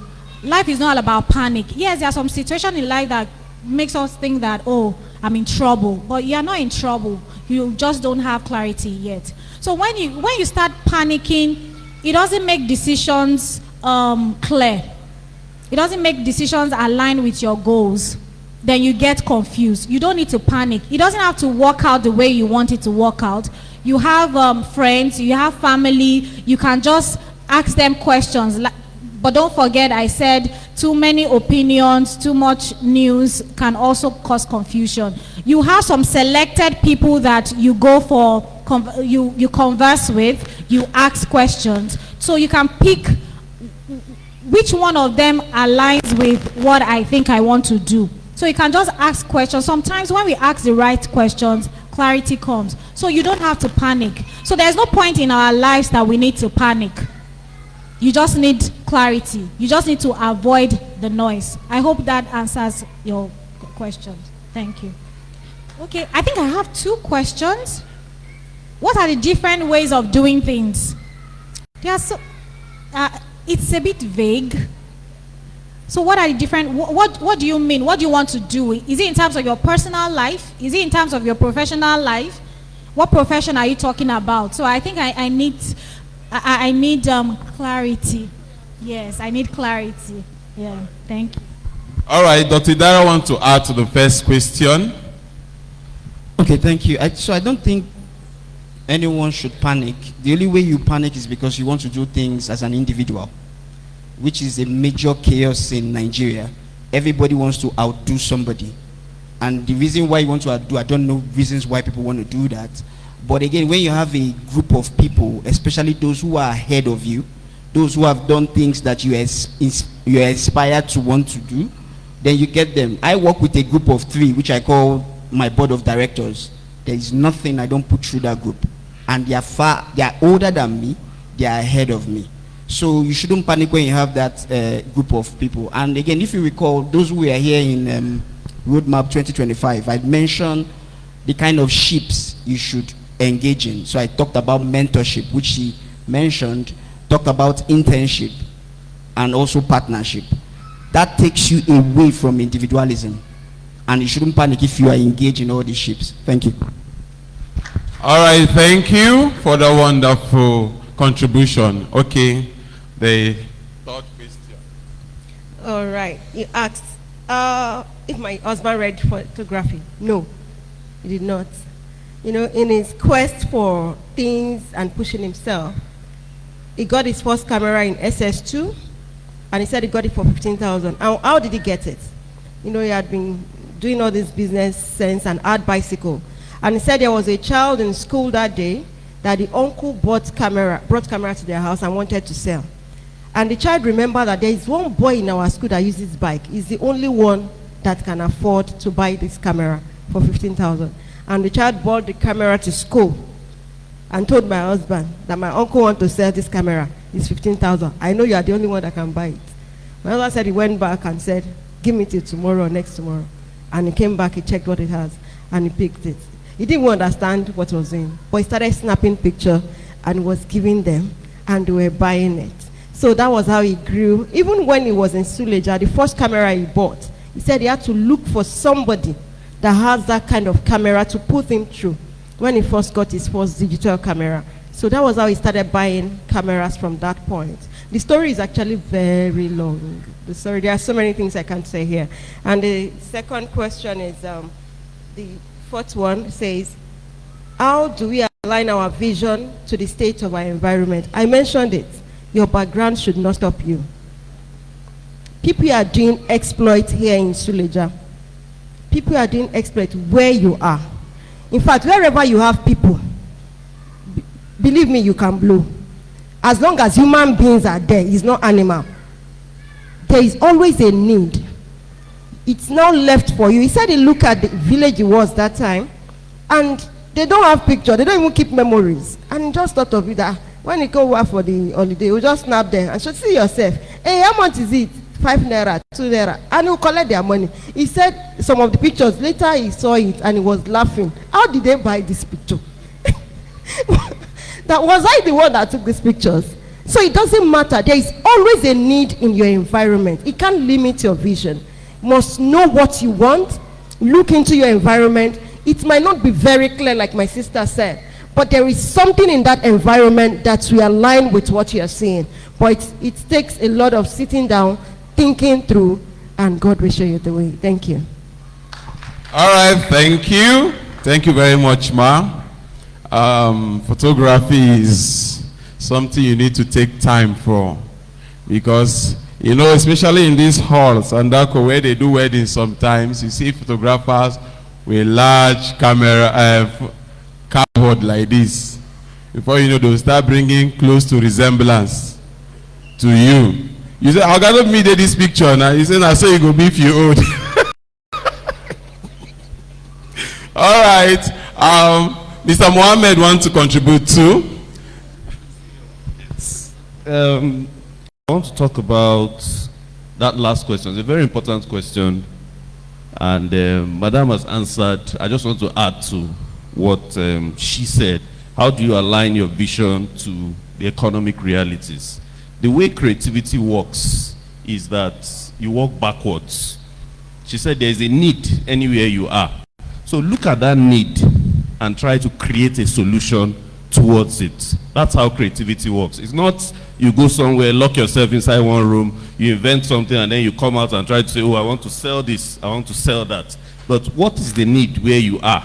Then based on that need, you now work backwards to create a product or a service that solves that problem. All right, let's put our hands together for Mr. Mohammed for that wonderful insight too. So before we proceed, ladies and gentlemen, we've answered some of your questions. I know now most of us might have more questions. But before then, I want to make some shout outs to our partners in the building who have been a source of support to RoadMap over the years, and especially this year, 2026. Number one person on my list is Car Creations. Let's put our hands together for him. He's a fashion designer, an esteemed fashion designer. Although he's absent, unavoidably absent today, but he has always been a partner. Also, I'd like to recognize or send an appreciation to Rebet Hospital, where women give birth like Hebrew women. Yes, let's put our hands together for Rebet Hospital, please. He's just here. In case you have small headache, you can go there. But if you are dying, no go there. All right. I also like to recognize or thank one of our partners again, the persons or the group called the Mind Shift Hub. Let's put our hands together for them, please. They revamp your CV, they revamp your life. You know, when Esther Samuel was testifying or giving us feedback, Kelechi, how were you feeling? How did you feel? How did you feel? Because before we proceed. Anyway, it brings joy when you get these kind of testimonies. But I can tell you, in the year 2025, we had over 1,000 similar testimonies. Let's put our hands together for him, please. Also, she mentioned Dr. Idara. Dr. Idara, that's what they do, no easy. You know, easy trial last year, and only half I they read. More grace to you. More limiting day for people, make that they do. Well, it's always good to read anyways. A little I can only take preambles, but to read full book, Before my picky what they call prime will allow me read one book. Midnight I need to sleep, I beg. All right. Mr. Idao, we appreciate you also. He has been a very good support to us. Also, Barrister Felix, thank you for being a support to us. And also want to thank Mr. Mohammed, having been support to us for over the years. Also, I'd like to also thank King Flash Photos, the man we've been talking about since morning. He's a very good... Mona, clap now. From grass to grace, it's not easy. From Okada riding, that Okada riding is my consign. How? That is my consign, serious. Okada for this villager, and you go don't carry me, I don't know. Oh, thank God, that was when Okada was a lucrative business, so not now again. The ones on the road now, I don't know what they take. The day I saw an Okada man carrying me, wanting to overtake a trailer. I was telling the Okada man, "Can Malam say, Kai, this driver won't train me. If you do anyhow, now go jam him." Eh? Okada one jump trailer. Thank God, though. Thank God your husband did his own quickly and left the job. All right, I want to thank King Flash Photos for their immense support. Let's put our hands together once more for them. Also, I would like to recognize or thank the Kingdom Wealth Makers. The Kingdom Wealth Makers. Let's clap for them, please. They've been very good support to us, and also they've been so much a good support. So at this point also, I'd like to thank the School Life Digital Limited. School Life Digital Limited. These people have supported us so immensely from the videos we've been watching. They've been the one producing most of the videos. They will be here today to give us free airtime and free data also. They'll be the one organizing the quiz. They also do some presentation. And most of the people from 2025, they were able to train them also in tech and in web development. Let's put our hands together for School Life Digital Limited. You've done well. Also, would like to thank Prime NATO Natural Limited. They are into all natural oil, production of coconut oil. They are just seated down there for exhibition too. If you want to get, it's there for, if you want to look fresh and smooth like me, Prime NATO Natural Limited covers you. It's no Hamatan, don't they? Before you go wake up in the morning, they go arrest you, think you say you be ghost. All right, Prime NATO produces natural oils such as coconut oil, carrot oil, turmeric oil. They are registered company and so they are reliable. Also want to thank 811 Hotels for their support. Let's put our hands together for 811 Hotels. Please, let's jam our hands together for them, please. All right. Also want to, on my list, last but not the least, the Big Creative event. The Big Creative event, they'll be serving us refreshments this afternoon. They are into decoration, they are into event management and planning, and they are well at what they do. Let's put our hands together for Big Creative event also.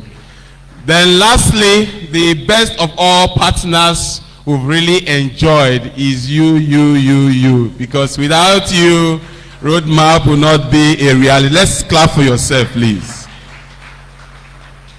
Then ever since we started this event, I've not introduced myself to you. My name is Onyekachuku Israel Ozala, popularly known as MC Easy Wealth.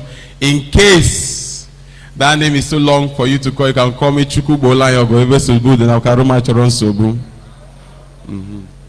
So, the Mindshift Hub, the CEO of Mindshift Hub is Mr. Kelechi, please. Let's clap for him, please. Sorry, sir, I know you don't say you turn. As you don't talk, I think I don't introduce you. All right, ladies and gentlemen, we are going to be moving on to the next presentation. Our speaker just walked in, but just give me a few minutes as he comes in straight ahead. We don't want him to be seated because he's well loaded, he's well impactful. And this time, a moment, ladies and gentlemen, he's going to be speaking to us on a topic called the disruptors code. Okay, I've been signaled to hold on a little bit. So please, ladies and gentlemen, I want also let us to know that there will be award presentation today. Also, I'll have giveaway, just like I mentioned. We have quiz. So the quiz, the media, are you ready? Media is going to be displaying how we can attempt those quiz on the screen, and there are prizes for the first 3 persons that performed well. It's just simple questions. You do it with your phone. Highly supported by School Life Digital Limited under what they call the platform they call what's it called, CBTified. So it's just one of their new software they develop for quiz like this. So they are going to be displaying to us on how we can attempt the question. When the time comes, we're going to do that.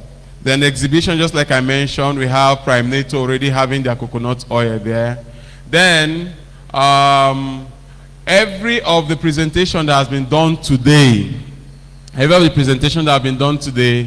we are going to be sending to your emails. So in case you did not drop your email, that is the slide I mean, you did not drop your email with the registry, you can go there to drop your email so that we can send them to you, because it's quite not really visible from wherever you are seated. So when you go home, you can sit down and go through what? The slide. So then, that is that for now. I would like the media to give us a slight music so that I can confirm something. Just network around, have your time, walk around for a moment, network one another. You can meet our speakers, our panelists, you can speak to them calmly. If you do anyhow, bouncers are around to pick you outside. So let's do it calmly. You can network with them and make sure say you don't get outdoors as they come, they will avoid you. All right, thank you. Media, please give us light music.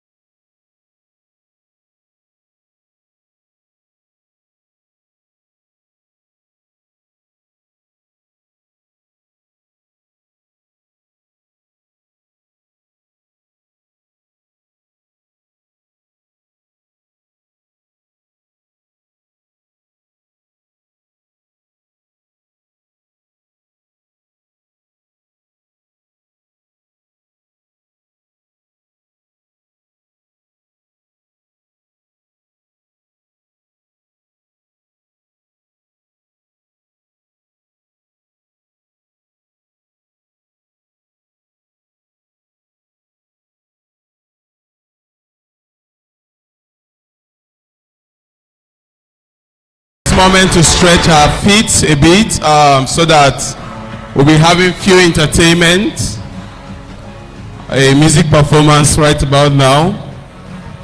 So you can just walk around, network 1 or 2 persons to build your confidence and create personalities for yourself also. by having lots of relationships started. You can still use the red carpet at this moment also. You can make use of the red carpet.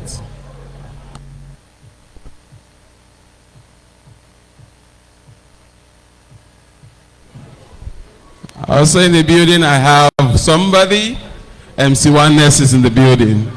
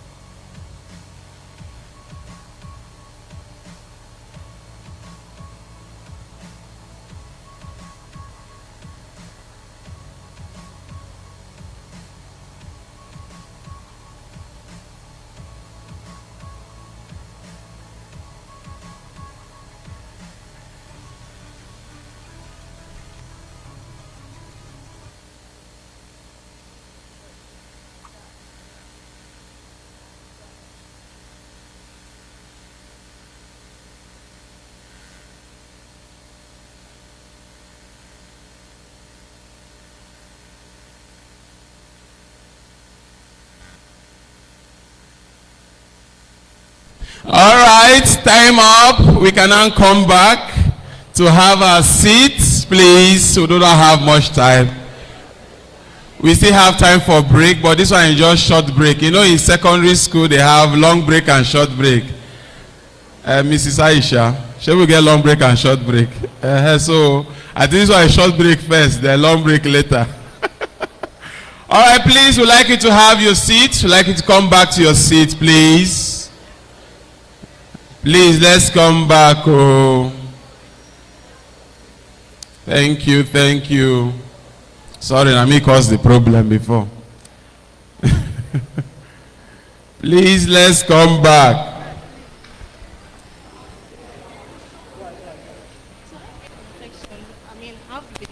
The last person to sit down will be the person that will pack the whole chairs here.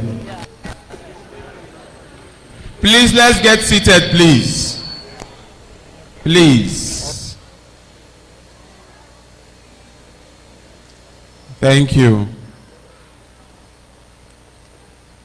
All right. Thank you. I must see everybody seated before I proceed. I don't have much time. All right. Thank you for your time. Thank you for your patience so far. And moving on right about now from our third speaker for the event this afternoon, ladies and gentlemen, to bring this conversation of RoadMap 2026, I would like to read a little bit of our speaker, not so much.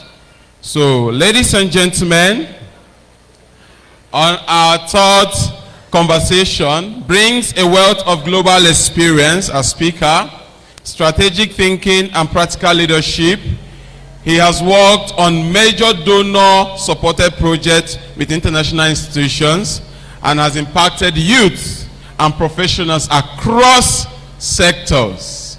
So, ladies and gentlemen, please put your hands together as I welcome an author, a management consultant, and a project development expert, no other than Mr. Famoruti Tomitope Benga. Pardon my pronunciation, sir. You're welcome, sir. Thank you. Thank you very much. You are going to pay for that name. Happy New Year, everybody. Turn to a neighbor and say, Happy New Year. It's not convincing enough. Tell a neighbor, you say, Happy New Year. It's good to see you again. And do have a very prosperous 2026. Now, this morning, first, let me appreciate the organizers of events like this. Please, let's clap for them. Let's clap for them. We can do better than that.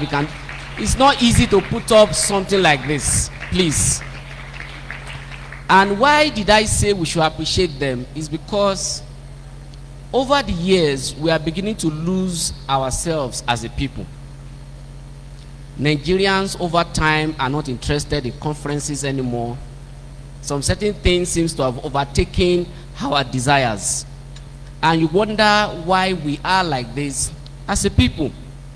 So some certain things are fundamental that gave me the joy that the organizers of this event are still looking at. That we must talk to ourselves every year so that we don't come together and do the usual Happy New Year. We have 1,001 resolutions. By December, none of those resolutions are accomplished. In fact, many of us, every resolution that we made, we breached them just less than 24 hours to that time in which we profess them. That's to show us how we are not serious-minded about them. So having a program like this is just to remind us of the importance of not running every year just casually. Because as you run it casually, a percentage, a part of your life is also going, along the way. So this morning I've been told to speak on the disruption code.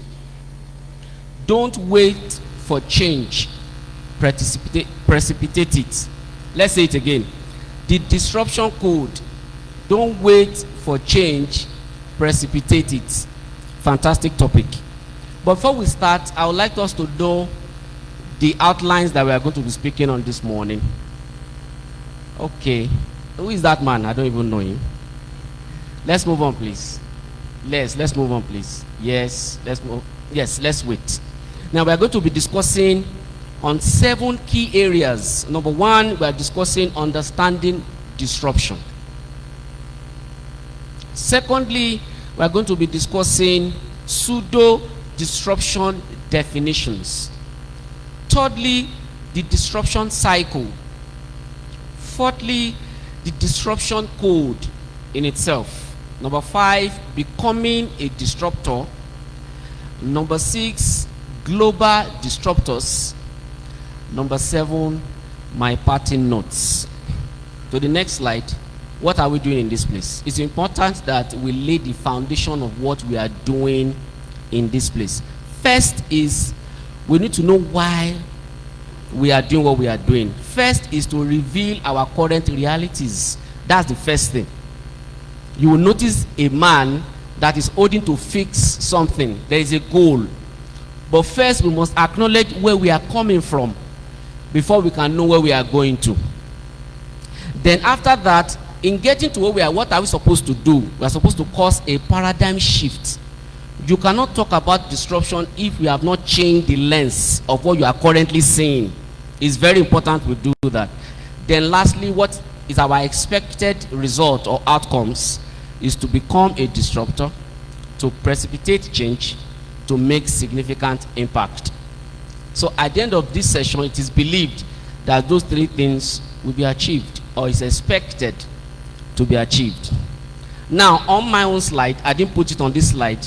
I want us to talk about our current realities, because if you don't discuss our current realities, we will not be able to make justice to where we are going. Number 1 is our low reading culture. That is where we are. That is why we have limited innovators amongst us. Nobody is thinking any longer. So that is why you could see that in a society like this, there are many missing links. Gone are the days where we celebrate people. When I was growing up, it was almost an aberration for you not to want to go to school. It was almost like if it's a crime in Lagos State. I grew up in Lagos. And for those that are from that part of the world, you know that education is like a forte for an average Yoruba person. So it's like a crime growing up. But go to Lagos today, secondary school are Yahoo boys. Everybody's looking for fast money. Everybody wants to ride that Jeep of 25 million. Someone that is barely 16 years old is thinking of buying a car of 30 million. What does that tell you? Fundamentally, something is wrong with that construct. And that's why we're having this forum this afternoon. Number 2 is low critical thinking. That is our current state. The social media is what we call a social experiment. If you use the social media very well, you can understand how low we are becoming critical thinking. Somebody can bring up a topic. By the time people are commenting, you'll be wondering what is the correlation between the comments and the initial post. Low critical thinking. I can give you an example. Do you know that most people that have commented on the current tax law have not read those laws? Am I making sense? So the media, consciously and unconsciously, has made superstars of many non-entities. My apologies for that word. So there are people that you see that they come as if they know much, but it's the media that have amplified their ignorance. And that is how we have sunk as a people. So critical thinking is very low. So people can come up with a subject. You can ask somebody, have you read it? Many years ago, somebody told me, so person, the judgment of the court was wrong. And the first thing I asked, have you seen the judgment? The guy said no. But I just believed that it was wrong. How do you know something was wrong and you have not read the document? People just don't want to read. They don't want to question the status quo. Nobody wants to just follow the bandwagon. That is where we are at the moment. Number 3, complaints and lamentation. It has become a national badge. It has become a national badge. If you meet an average person today, what is happening? Just, I'm not tired. The whole thing is just messed up. You are just complaining. Everybody's just lamenting. Whereas, in the midst of those chaos, there are people that are seeing opportunities. The difference between you and them is your lens.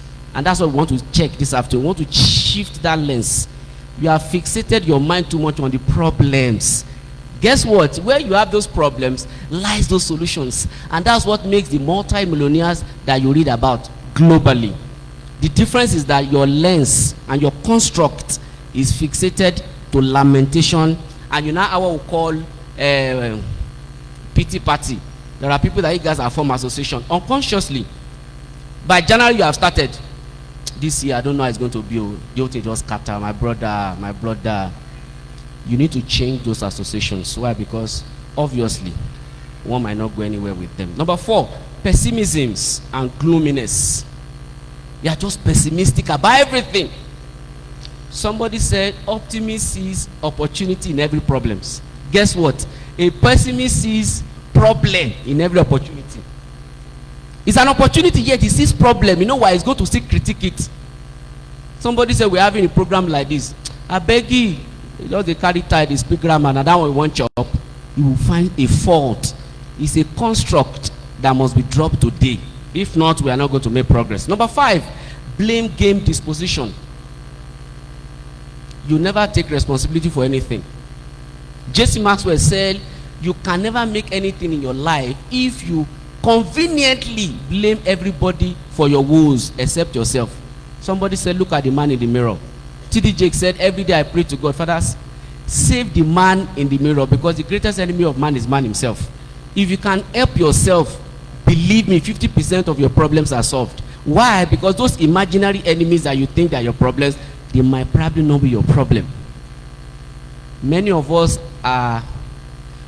think that people are responsible for why we are irresponsible, because we have failed to look at the man in the mirror. So this is what this program is trying to do, that from today onwards, before you blame anyone else, look at that man in the mirror. You realize that 60% of the problem is caused by yourself. But you never had that disposition. Why? Because you have been constructed, or you have been told to believe that every of your problems come from within your environment. Number 6, low morale and inaction. The morale is very low. Very low. From the countenances you can see it. The morale is low. That means you don't want to do anything. So you think you have a justification for not doing anything. Why are you not going to school? Graduates say never get work now. My brother, leave. Make I just get the money now. Make I show them, say I don't arrive. That is how far we have come. So delayed gratification is not a thing anymore. Everybody looking for instant societal validation. Big manism have arrived. That's why the oppressive spirit is an average Nigerian. You are always eager to post online. I tell people, the people that are giving you attention online, if you see them in real life, you are many times you are better than them. I'm telling you the truth. Somebody is in Akure in one room, struggling. But because he has probably 100 MB data and a smartphone, he will just look for something, do something, just razzmatazz online. And somebody that has master's degree is having depression, and so that he has not even gone to primary school. I'm telling you the truth. That is also the sad part of the advent of social media. Number 7, herd mentality. The herd mentality. Everybody just follow one direction. Nobody, in fact, if you say the other way, people think as if you are running mad. Somebody was talking to me 2 years ago. He said, oh, what are you still doing in this country? They need you globally. I said, okay, can you tell me what I'm going to do in the country you are telling me to go to? No answer. But everybody is going now. Okay, I agree. But can you tell me what I'll be going to do there? No response. Until I told the person that as at 2014, I've been to more than 18 countries. The guy was like, oh, that's it, because some of us have purpose in life. As at 2014, 18 countries, and I was much younger. Why? Because I knew what I wanted for my life. I knew I wanted to work for big institutional organizations where they would take me around the world, and I've never paid for my flight. They pay for it. Why? Because there's a value you are bringing to the table. Just wake up one morning, you are just living to do what you don't know. I was in a country, a small country behind Germany, just beside Germany. We call it Austria. And I saw many Nigerians wasting away. Many. So don't be moved. Many. Recently I was in Dubai. You see what Nigerians are doing in Dubai. There is a room where they have this restaurant. 14, 15 people sleep in one of their store. And they will be snapping picture, wearing bowler hat. You are having depression. Many of you earn probably 2 million monthly. And someone that is struggling to fix his life abroad, you are having depression. You know why? Herd mentality. You need to define your purpose. Number 8, mediocrity as a national badge. Mediocrity. Everything is done substandard. When I was preparing for this program, by default, I was talking to a mentee, and he said, sir, are you ready with your PowerPoint? I said, definitely. I can't say because I don't even know where Pastor Domino is taking me to, and the next day just write on a sheet of paper, put it in my pocket, and here come, you be talking. No, you do it appropriately. As if I'm going to talk to international, because you guys are international people too, by the way, and clap for yourself. That is the way it is. Every assignment given to you, do it well. We should not take mediocrity as a national badge, and that's how we have become. They give somebody an assignment, you just do it shabbily. At work, you are looking for promotion, but you know deep down that you have not been that super as a staff. You know. We need to change that. Number 9, few celebrated creative personalities. Only few people are celebrated that are true creatives.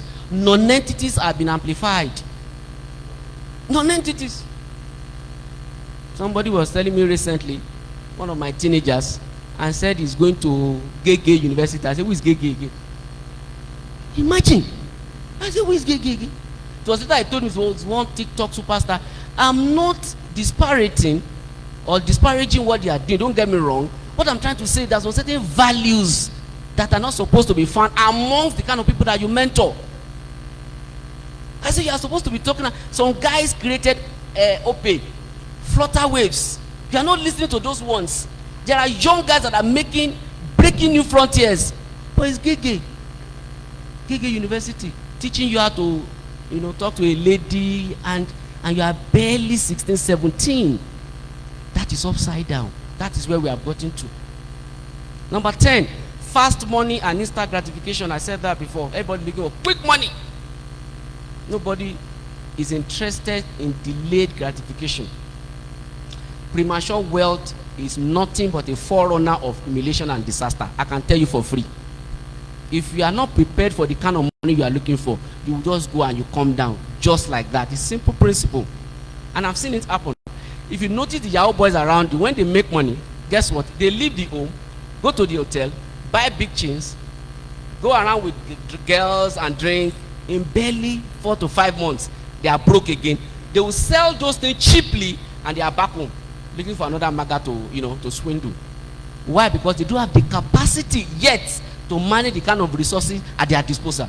So sometimes the breakthrough you are praying for, God is delaying it. You know why? Because God needed you to build capacity for the kind of blessing He's bringing your way.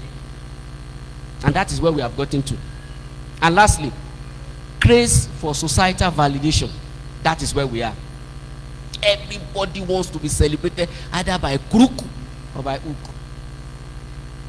That is why you see there's high trend of somebody can wake up one morning and they will show their nude. You know why? Because he knows that there are probably 1 million people that come and view it. Am I making sense?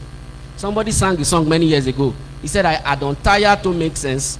You know why he said that? Because those that are singing rubbish are the ones that are blowing. Just show bomb, shake it. But you are not coming to sing values, morals. Nobody is listening to you. But me too, let me join them. And that is how we have become. Validation, instant. They must talk about me too. I must be trending. I must be trending. What can I do? What can I do? You see a woman married. You carry your breast and come online. And you are trying to just do nonsensical things. Why? Because you just want to trend. And guess what? There are over 2 million people too that are like you that view it. And they will make you a superstar. Tell your neighbor we can do better. That is our current reality. Now to the perspective, this is now where we are.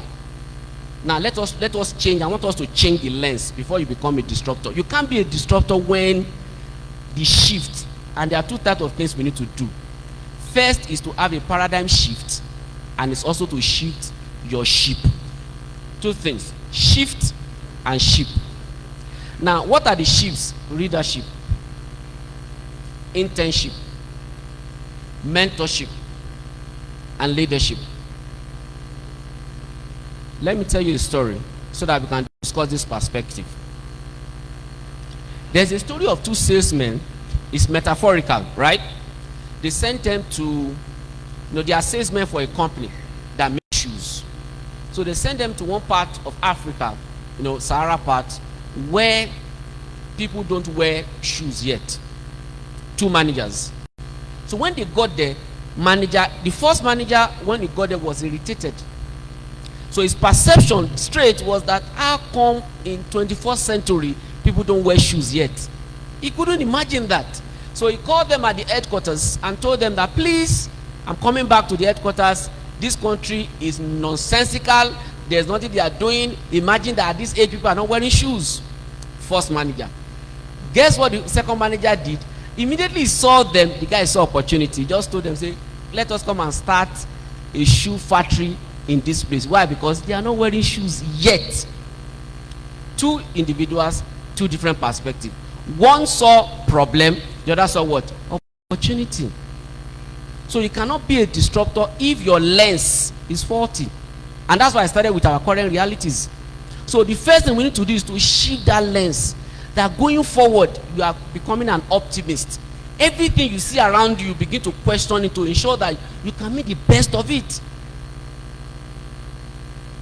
Next slide. Let us define disruption. The foundation has been laid. So what's disruption? Number 1, radical change. To disrupt, to cause a radical change. This is how they have been doing it. And you came on board with an idea and there is a radical change. 360. Number 2, interruption of status quo. You interrupt the status quo. What is status? This is how we have been doing it. When the laptop, when the desktop and the internet came many years ago, many people in the civil service struggle to accept it. Why? Because they are used to filing. Just carry their file. They are used to, but we need to disrupt that status quo. Number 3, suspensions of laws, practices, and principles. That is disruption. You suspend laws, practices, and principles, and I'll give you examples in the next slide. Number 4, challenging conventions, norms, and routines. You challenge the routines. Why is this thing always like this? Why can't we do it differently? you begin to think differently. Number 5 is the introduction of a new order. That's what it means to, that's disruption. Inventions, innovations, and narration. Now, the next slide talks about the 3 classical examples of disruption that explains that definition. Number 1 is Jesus. Now, Jesus introduced the supernatural, and I will explain that. What that is suspension of laws. There is a natural laws that we live by, yes or no? Jesus came and he suspended some of the natural laws. Number 1, turning water to wine. That is something that it will take a chemical process for you to do that, right? Fermentation procedure and the rest of them. Somebody came in less than 5 minutes and he turned water to wine. That is suspension of natural laws. That is disruption. Number 2, Jesus fed 5,000 people with 5 loaves of bread and 2 fishes. Is that possible? With natural common sense, is it possible? Imagine me coming to this place and I just raise this thing and there's a multiplication of bread. Many of you will run away. Am I making sense? He suspended human thinking. Jesus did that. Number 3, he walked on water. Archimedes' principle was dismantled by Jesus. Science students will understand what I mean. Law of buoyancy. By natural design, you cannot walk on water, but you are going to sink, right? But Jesus did. That is disruption. And that's why the disciples were wondering, this man is obviously not part of them. Number 2 is Sir George Kelly. That is the man that discovered the law of aerodynamics. Before now, the superior law we had was the law of gravity. In other words, anything that goes up must do what? Must come down. And somebody came and said, no, there should be a superior law that anything that goes up, no matter the size, will suspend and will float. And that is the law of aerodynamics. And somebody discovered that. He disrupted. And since then, that was why the Wright brothers now made aeroplanes. Because the laws must be changed before innovation started coming. Am I making sense? Number 3, for those that like football, is Pep Guardiola.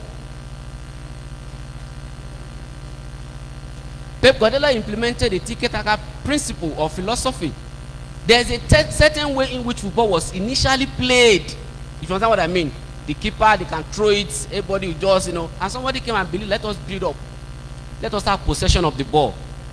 He didn't start it, but he fully believed in it and he implemented it. Today, you can see the winning ratio of that principle, of that philosophy. And that is disruption. So you must begin to check every area of your life. If things are not working, what can you do differently to disrupt the system positively? Next slide. Let us now look at things that looks like disruption, but they are not disruptions. They are not. Number 1, cloud chasing. It's not disruption. Somebody, like I give an example of a gig, and someone can say, gig 2 came and disrupted this. It didn't disrupt anything, it's just cloud chasing. And some people thought that is the way to go fine. But that does not change any major principles or major facts about life. It's just people cloud chasing online. I can come tomorrow and I'm naked and I trend for 3 days. The people forget about me. Yes or no? Number 2 is negative, controversial dispositions. You are always coming online to be, and to you are disruptive. You are not disruptive. You come to the office and you talk bad about your boss and you think it's disruptive. That's not disruptive mentality. That is destructive mentality. Does that make sense? That's not disruptive, it's destructive. So we need to change that. Some people think that if I come to the office, this office, why how come everybody's afraid of this or that? Me, I will not do that too. That is not disruption. In fact, you are preparing your way out of that office. It's destructive. Number 3 is instigation and destructive criticism.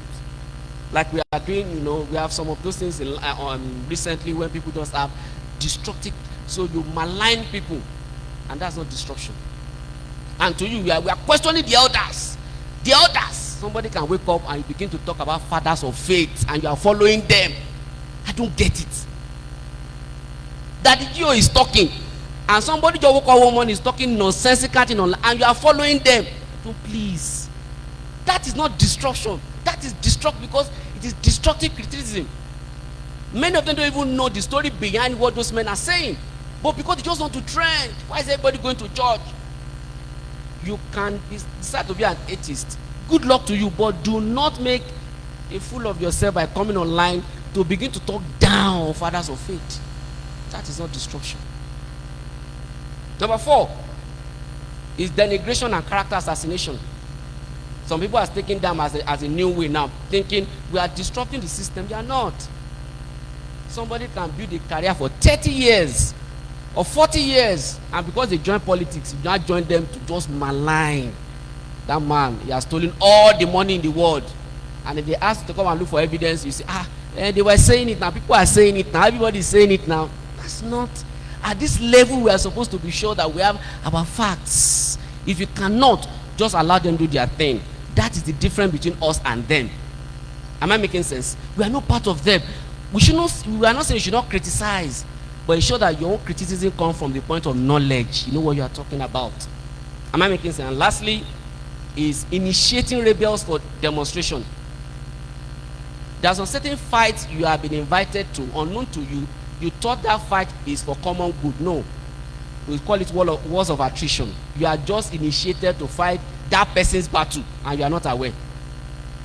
Office politics. There's a certain thing somebody will come and tell you, thinking it's for the good of the office, unknown to you that they are recruiting you for a common enemy in the office. You have to use your common sense. So it's not all instigation that you should follow through. That man, I like him. He's a comrade. Not all comrades have genuine intentions. Some people are recruiting rebels for their own personal agenda. Am I making sense? The next slide. So what is disruption cycle? Because in every disruption there is a cycle. Number one is questioning. You cannot disrupt what you have not questioned. You question it. If you want to disrupt it, you question it. Why is this thing like this? Why is it that we must sit like this in class? And if there's no maybe intellectual response, you can begin to think of a better way of doing it. That's where strategy comes in. Why do we have to do this? Questionings are very, very important. In fact, they are the basis of intellectualism. But we don't question these days. You question rightly. Why do we need to do this? Because your intentions and your motives are right. You want to be sure that there are better ways in which we can do this thing. That's number one. Number two is conviction. You must be convinced about what you are preaching. If you are telling us that we do not need to sit like this, you must have planned well, and you must be convinced in case of any rejection or any pushback. You are standing on your feet and say, no, this is how I think must be done. And over time, people begin to see that, okay, truly, this guy knows what he's saying. There are many times they wanted to convince Pep Guardiola that this your style is not working. When he got to England, the first season, he came third on the table, and the pundits were already saying that I told you people it's not going to work.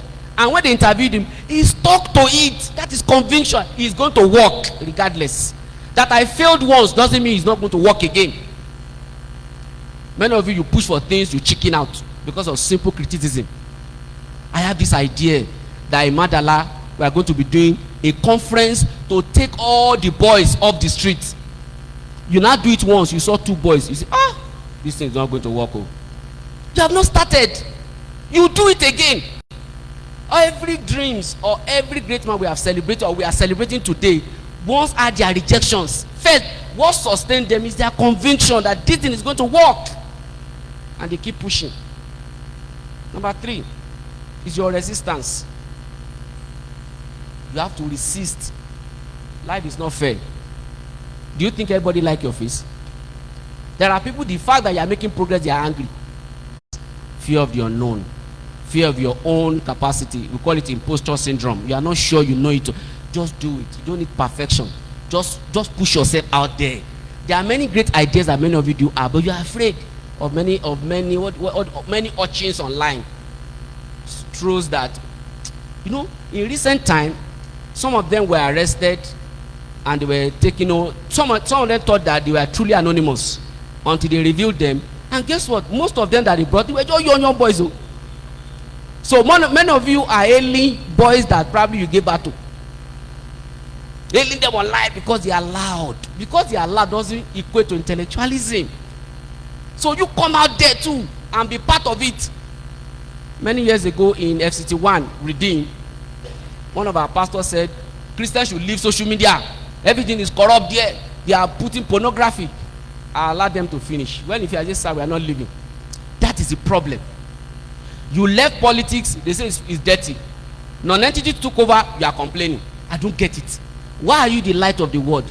Jesus did not tell you to go there and go and fold your arms. Participate there. You were not there when they were making the policy. The policy did not favor you. They are now coming out to say, Father, please change that policy in Jesus' name. In my mind, if I am God, I'm supposed to knock you. But the reason why you are there is go and also question it. That's why you are there. Compete intellectuality. Some of you are afraid. Do that idea. So I told them, I said, we are going to put Christian values there, put all the things with no moralities, we'll compete. But if we leave that space for them, in 20 years to come, all our children will be saying is pornography. Pornography, just carry it, palm, pornography. Why? Because you left the stage. Thank you, sir.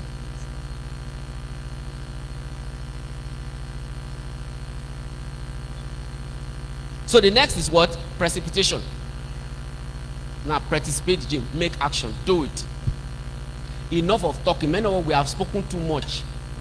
You have said about your idea. Somebody said unsuccessful people spend 80% of their time telling people what they are going to do. And guess what? Spend the remaining 20% explaining to them why they couldn't do what they told them they are supposed to do. You have explained too much. Just do it. Precipitate it. This is 2026. All the things you abandoned in 2025, do it. Just one. Just do one. The next one is impactations. Once you do it, you impact lives. There are many destinies that are resting on your shoulder, but you don't know.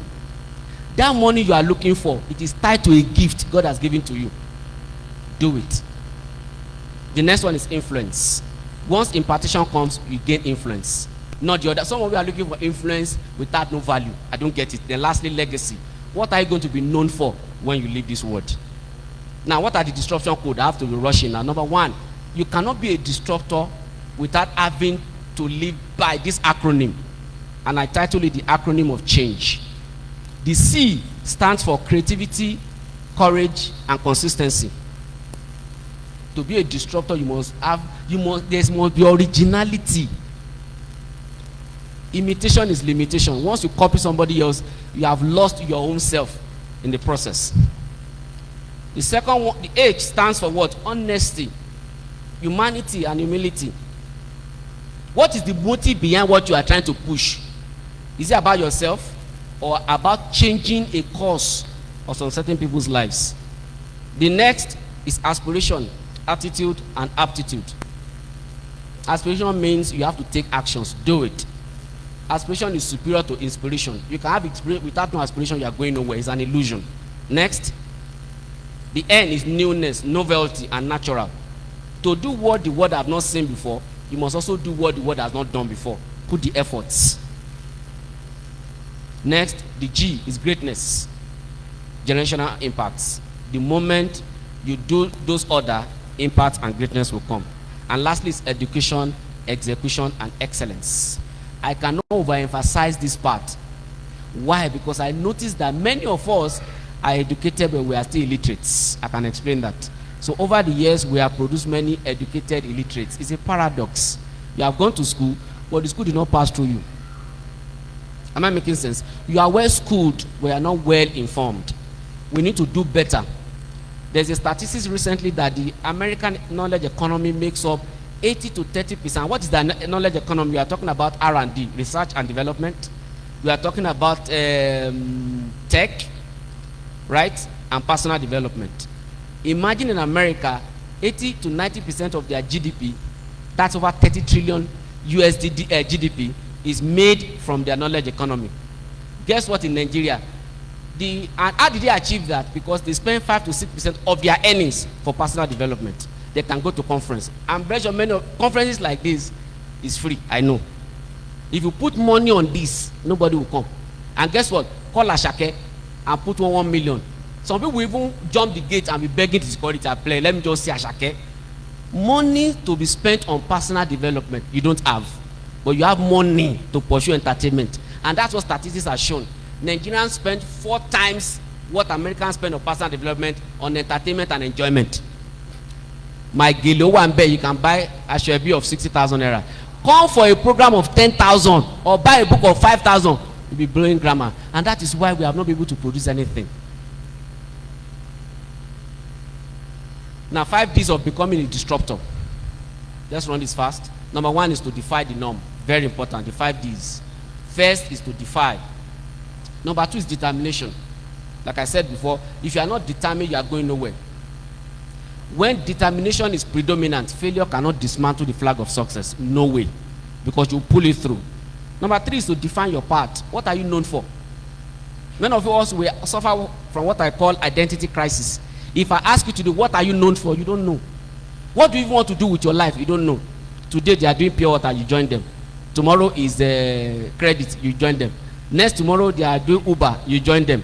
Next tomorrow they are doing, you are just, it's identity crisis. We don't know where you are.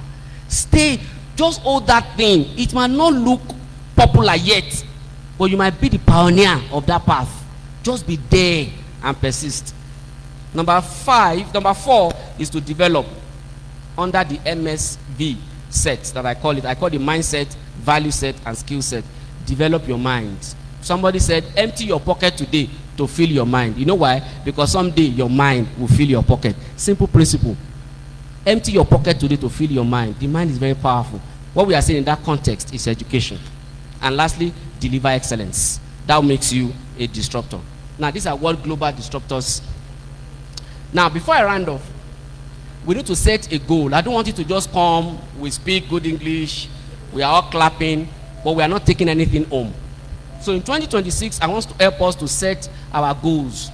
So if you have a biro and a pen, let us do that quickly. How do I have a roadmap? Very smart roadmap. Simple, measurable, achievable, result-oriented, and time-bound. Number 1, so you are going to answer the following questions. The first question is, what do you want to achieve in 2026? Be specific. You are not going to do it here, you are going to take it home.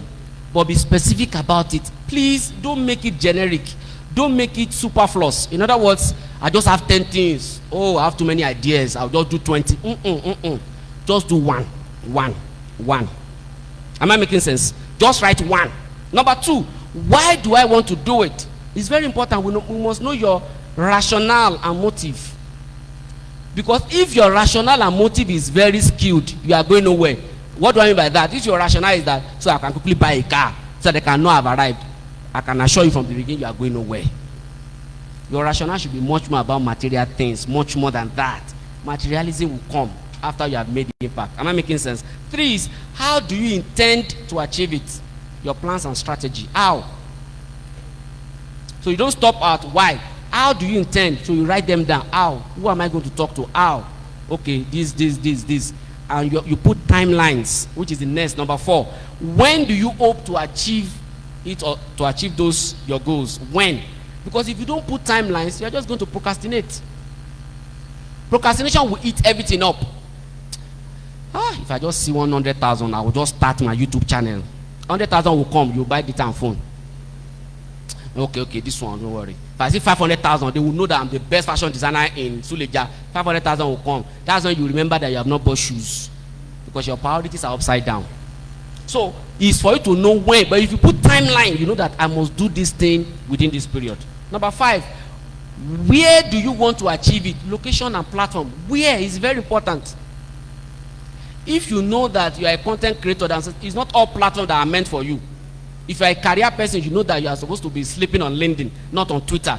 So those things are very important. And lastly, who do you need to achieve it? Somebody said many a times, who you know is superior to what you know. Because you can know it, if you don't have the right set of people around you, it's going to be in futility. So who do you need to achieve it? A set of team, set of persons, partners, mentors, and the rest of them. I think with these questions, if you are serious, writing them on your wall and see them every day, we should be making something out of 2026. And I hope to see some of us after now to evaluate how far you have gone with that. As a round off, I have a very parting note to give to us, and you are going to pick a partner for that. So pick somebody, hold the person's hands as we stand up. Have a partner, please. So it's my parting note for everybody as a round off. Hold the person, and you must be convincing. Yes, hold the person, because you are going to be talking to the person. Dear friend, I've started.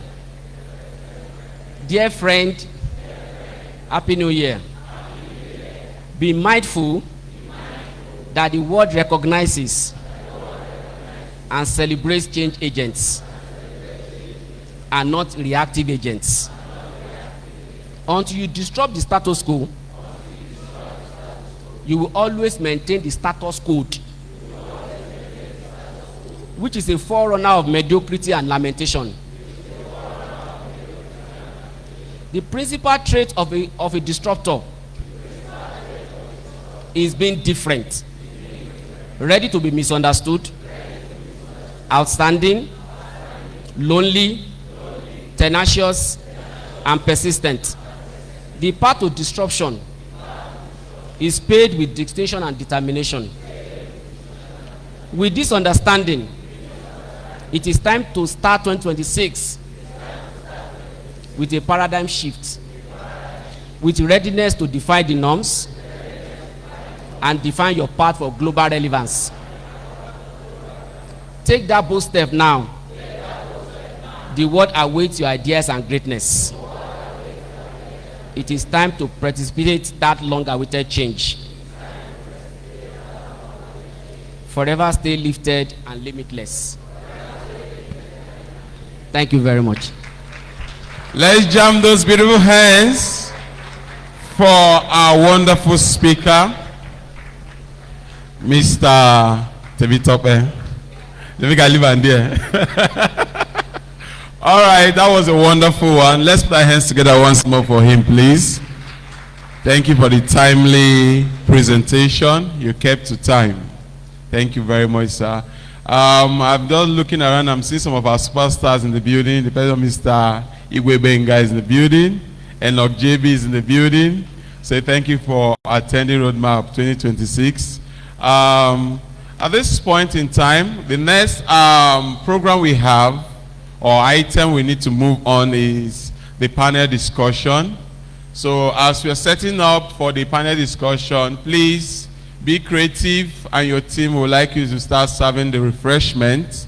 So that, Abby, Pastor, if I go talk to her, you know, send me. All right. So you can start serving the refreshment. Then keep your question also. I know most of us have questions for Mr. Temitope. I even have one question. There was one quote you made. He said, if you empty your pocket to fill your mind, then you what? Your mind will fill your pocket. Well, pocket we no can get.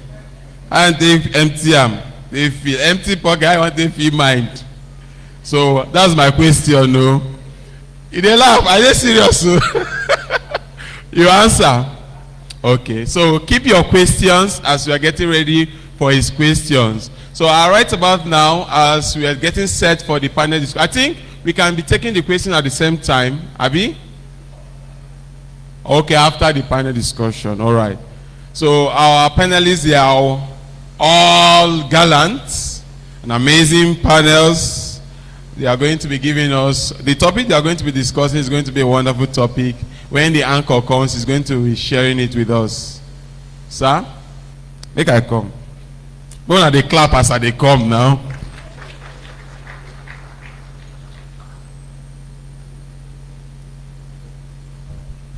Okay, I've been notified to take questions for Mr. Temitope. And please, I want us to stay to the end, please, because we have giveaway. And the next session after the panel discussion is the practical aspect of RoadMap, whereby we begin to empower most of us in tech, in business, in finance, in investment. So you need to sit back for us to give you that step to move. So then Mr. Kelechi is here, School Life Digital is here, Mr. Koyode is here, and everyone is here to empower us. So please, we want to take just 3 questions for Mr. Temitope. Where is the other person with the mic? Please, okay, number 1 person. We need 3 persons. Okay, my own question is number 2. Okay, I'm not joking anyways, I understand, sir. Leave the question. Number 2 person, let's get just 1 person. Okay, number 2. Then the 3rd person, please. Okay, Mr. Doctor, sorry. Dr. Idara has a question. So please go down there for number 1. We'll take all the questions, then you answer them.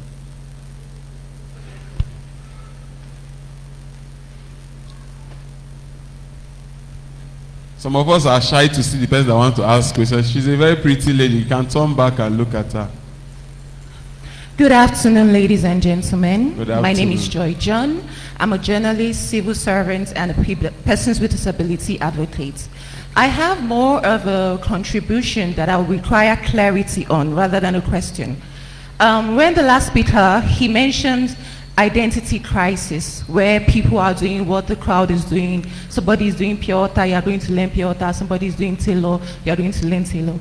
Now, there are individuals that have multiple interests and multiple talents. It is very, very important to explore all of them, because your experiences in all those different levels will actually amount to your end goal or your end dream and support you in getting what you desire out of life. So when he's saying identity crisis, I would appreciate if the speaker elaborates on this, right? So it's not just following the crowd, but also what you have inside. Develop all of them. Don't just sideline anyone because now this is what they pay pass. Thank you. All right. Make you touch every aspect. Just like King Flash, he explored from Okada to photography. You understand? He did not about. See somebody here. Ma, please, I hope you're not getting embarrassed. Yeah. She's here. See her in front. Good afternoon, ladies and gentlemen. Good afternoon, ma. My name is Architect Comfort Yeke. I want to, it's not a question anyway, but it's like a suggestion. Okay. If this kind of program, because this is my first time, I never know such a thing is happening in Suleja. Wanna clap first. Yeah. If such a thing can take to the grassroots, like our secondary school, coppers, because that's where it starts. Like if I know such a thing is like, I bring my boy or my girls to come and hear this, because they will stay in internet for hours. They will stay in internet. That's what is ruling now. Young children staying in internet, in phone, not even reading, in The phone. one below, some they So bomb. I wish the next program, if you can invite schools and coppers, let them come and hear such a thing, because very important. Thank you Alright. very much. Some staying for long hours, some are bombing, they bomb. Oh. You check what they really do. Ma, you don't understand bombing. Ma, you don't understand bombing. Don't be my mouth to get here bombing. The third person, please. Okay, Dr. Idara.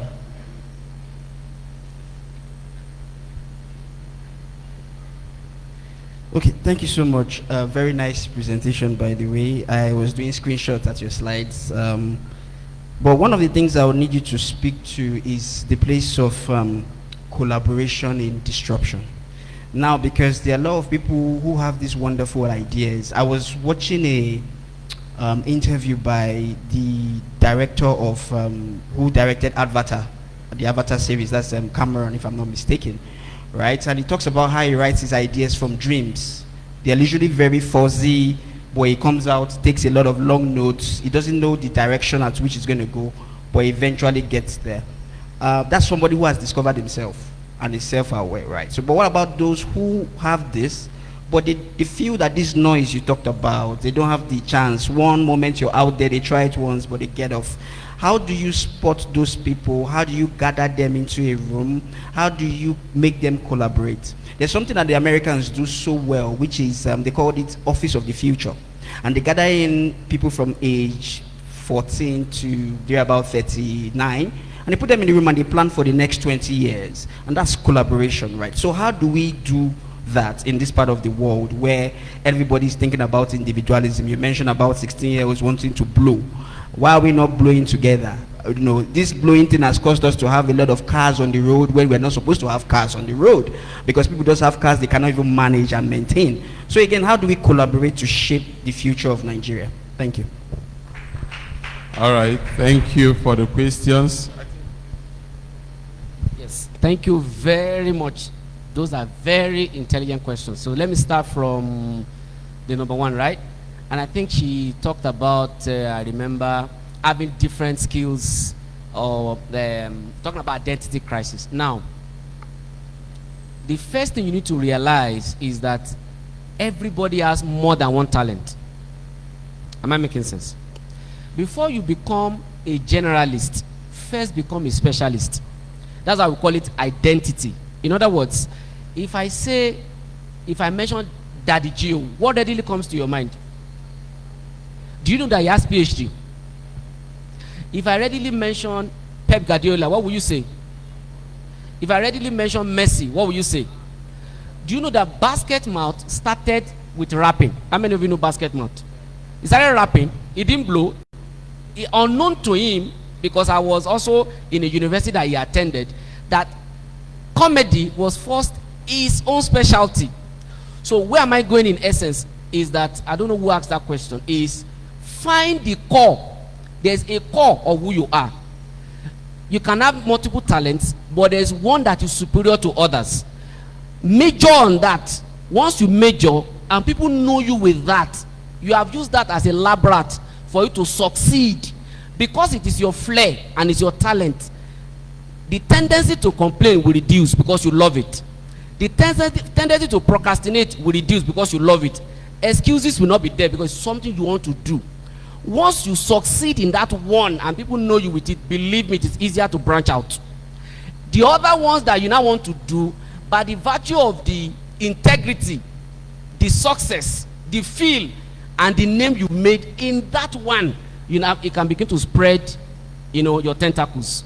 But don't spread all tentacles when you have not made success of one. That is the problem. You don't. Oh, I'm good at it, and that's why. So you don't make. So concentrate on that one. Once you make it, so it builds even your confidence that you want to do other ones. I hope I've answered your question. So first be a specialist before you become a generalist. The second question is about, if I remember now, okay, suggestion on, yes, time wasting and how we can arrange this for coppers. And good question. Part of why we're also having programs like this is that somebody somewhere sitting down is going to discover his or her purpose today. Pastor Domino cannot do everything. This is what he's called out to do. In his own purpose, you can find your purpose. So in other words, as you are going home, like I alluded earlier, as I was coming, I could see many young ones just loafing around. That could be a burden for you in Madala. It could be a calling that you have been ignoring. So instead of you to ignore it, tap into him. Let him mentor you and start out with that. There are many secondary schools that are begging for this. One of my mentees, his name is Favor Adetutu. He had a program recently on this Madala Road. When it comes around, it takes all secondary schools, and I was one of the speakers. The whole place was filled to the brim. It covers more than probably 13 secondary schools in Abuja, including Madala, and the guy is barely 22, 23 years old. He has found his purpose already doing that. In other words, you can also do something relating to NYC and all that. So by the virtue of this meeting, have a burden, get back home, and also find something to do to impact your society. Am I making sense? Thirdly, about collaboration. It's very important. Now, sir, it's also a call to action for somebody. Now, there are people that is their calling, and I know some of them. What has imprisoned them is fear of, if I do this, will people respond? They will. Start with 2. Start with 3. Talk about these ideas to partners. Many people will be interested. Just go out there and do it. Somebody said hesitation is just a mirage. It shows that you are ready, but you are just buying time. So work with like minds is a very great idea that I think that I can also help in that direction, because I see a lot of people willing to collaborate, but because they do not have that person that can come them together, show us the roadmap, have a strategic document in that regard. Once we can have that, you see a lot of people coming to bear, because many people are struggling alone and they needed that partnership, because globalization is real. Partnership is the next thing. Thank you very much. All right. I think I forgot to mention our speaker. I like this your dress. So your dress is to point. I wish I could wear, but Belen no go agree. So please, I'll hand over to the convener. Let's put our hands together for him, please. Thank you very much. Want to appreciate everyone. I hope we are getting value for our time this afternoon. Are we? Okay, thank you very much. Now, because our speaker needs to leave, we actually reserve this to be as the last thing we are going to do. But because we need to excuse, especially Mr. Temitope, because he has another presentation after now, we have an award that we want to present to them. Like Peter will say, silver and gold I have none, but such as I have. There is no amount we can give to these persons that will be worth the value they have given to us. So in our own way of recognizing them, I think this can also be valuable. Can we come up with the award? Please, so you help me celebrate all our speakers first. We are still going to be doing others. We'll reserve others for the last. But let's do that of our speakers now. Please help me welcome Mr. Temitope Famoroti Benga. Please. All right, ladies and gentlemen, at this point, we want to present this wonderful award to our speaker. It's an award of extraordinary leadership in influencing global discourse and strategic thinking. Let's put our hands together for Mr. Temitope Benga, please. And I would like to specially invite, as we present it together to him, the resident pastor of the Living Faith Church, Rafisi, is here with us. Please help me celebrate him as he comes forward. Thank you, Pastor. Let's celebrate him. You can do better.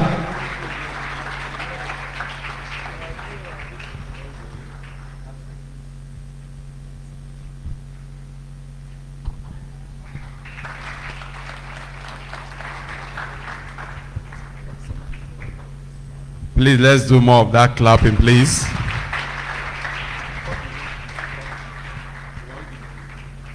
All right. So please, at this point also, we want to present another award to the director. I beg your pardon.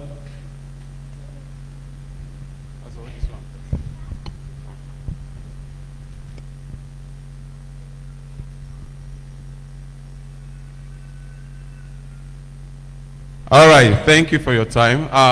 At this point in time, I want to also welcome Mrs. Aisha Eyowo for her own award this afternoon. Mrs. Aisha Oyewo. Okay, Oyewo. I pronounce her And Igbo man. the award is Master of Wisdom Luminary for advancing education, Yes. intellectual capital, and for exceptional lifelong contribution to wisdom and knowledge to humanity. Please, can we celebrate her?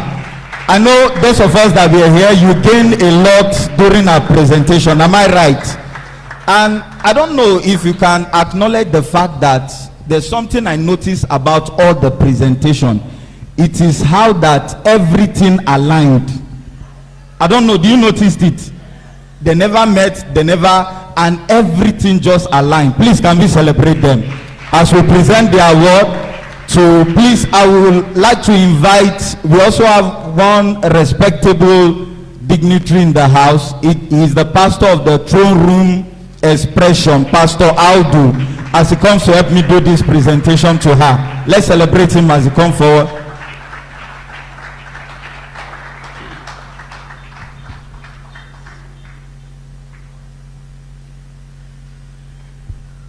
All right, let's give it. All right, we're going to be presenting. Are we presenting? Let's present this one now. Maybe you want to go outside. All right, ladies and gentlemen. Also would like to welcome in absentia, but ably represented by his beautiful wife, the CEO of King Flash, to come receive an award in the person of Mr. Oluremi. This is an award for building brand relevance across Nigeria and beyond. Let's put our hands together for her, please. Okay, please, for this award, it is very, very important. The story that the wife of Mr. Oluremi shared resonates with so many of us here. And that's part of what we are going to be talking about during the discussion forum, how that you can have a growth mindset in an environment of scarcity. It is not easy to build from scratch. We saw this man, how that, you know, he makes something that is so exceptional out of nothing. And that is worth celebrating. Please, can we celebrate as we present this award?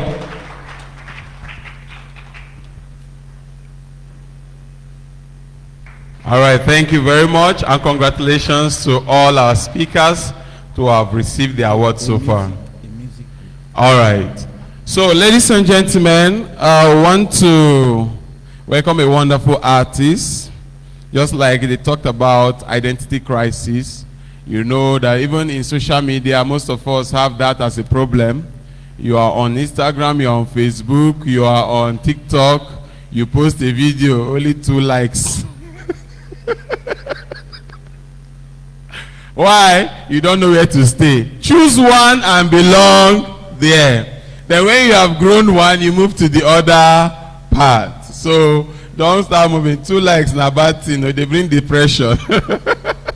All right, at this point in time, we're going to take one music art as an entertainment, and also want to be creative. We'd like you to serve the refreshments now. So as we are enjoying the musical art, so you'll be seated while they come around to serve you, please. You don't need to move around. So, notwithstanding or no further ado, I would like to welcome a wonderful music art. This guy has done well for himself, and he has decided to come today to honor us and to give us a bit of his talent. Ladies and gentlemen, let's give it up for Someone for his musical presentation. Keep clapping, please. He's a very shy person. Clap so he can build confidence. Thank you, sir. Good afternoon, everyone, and Happy New Year. Thank you so much. I'm seeing wonderful people here. Thank you. It's a great privilege. I want to do a song, and it's titled Visionary. And I just had a deep thought, and I discovered that if you're not a visionary, you can't do much. Every individual is meant to be a visionary. That's why, from that depth of thought, I wrote this song, and I hope that we'll all enjoy it this afternoon. So please, media.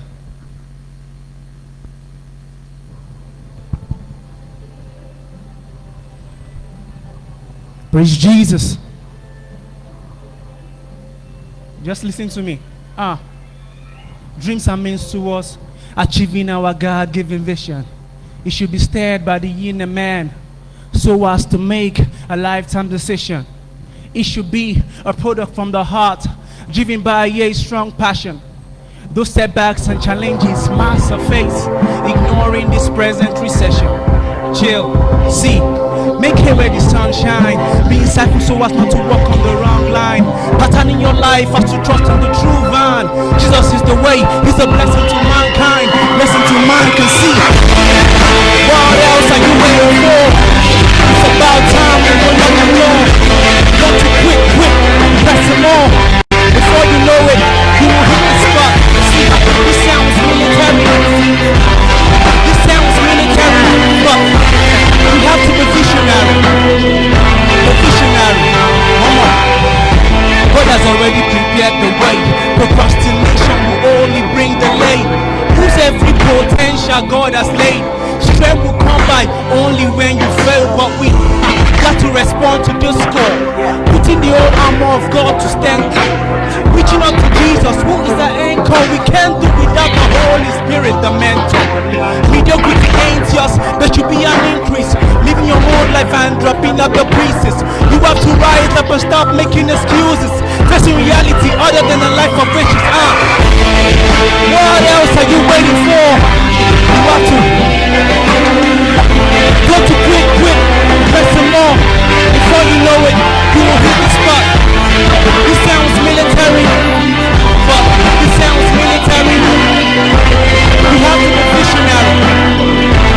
Visionary. Let me tell you, all I see is the light. The glory of the light must overshadow the night. We don't walk by faith, they don't walk by sight. We are tired of the ground, reaching out for the heights. Let your hand merciful, you gotta prioritize. Life is beautiful, my dear, you cannot have it twice. Have your vision plan to be organized, and in due time, you will be recognized.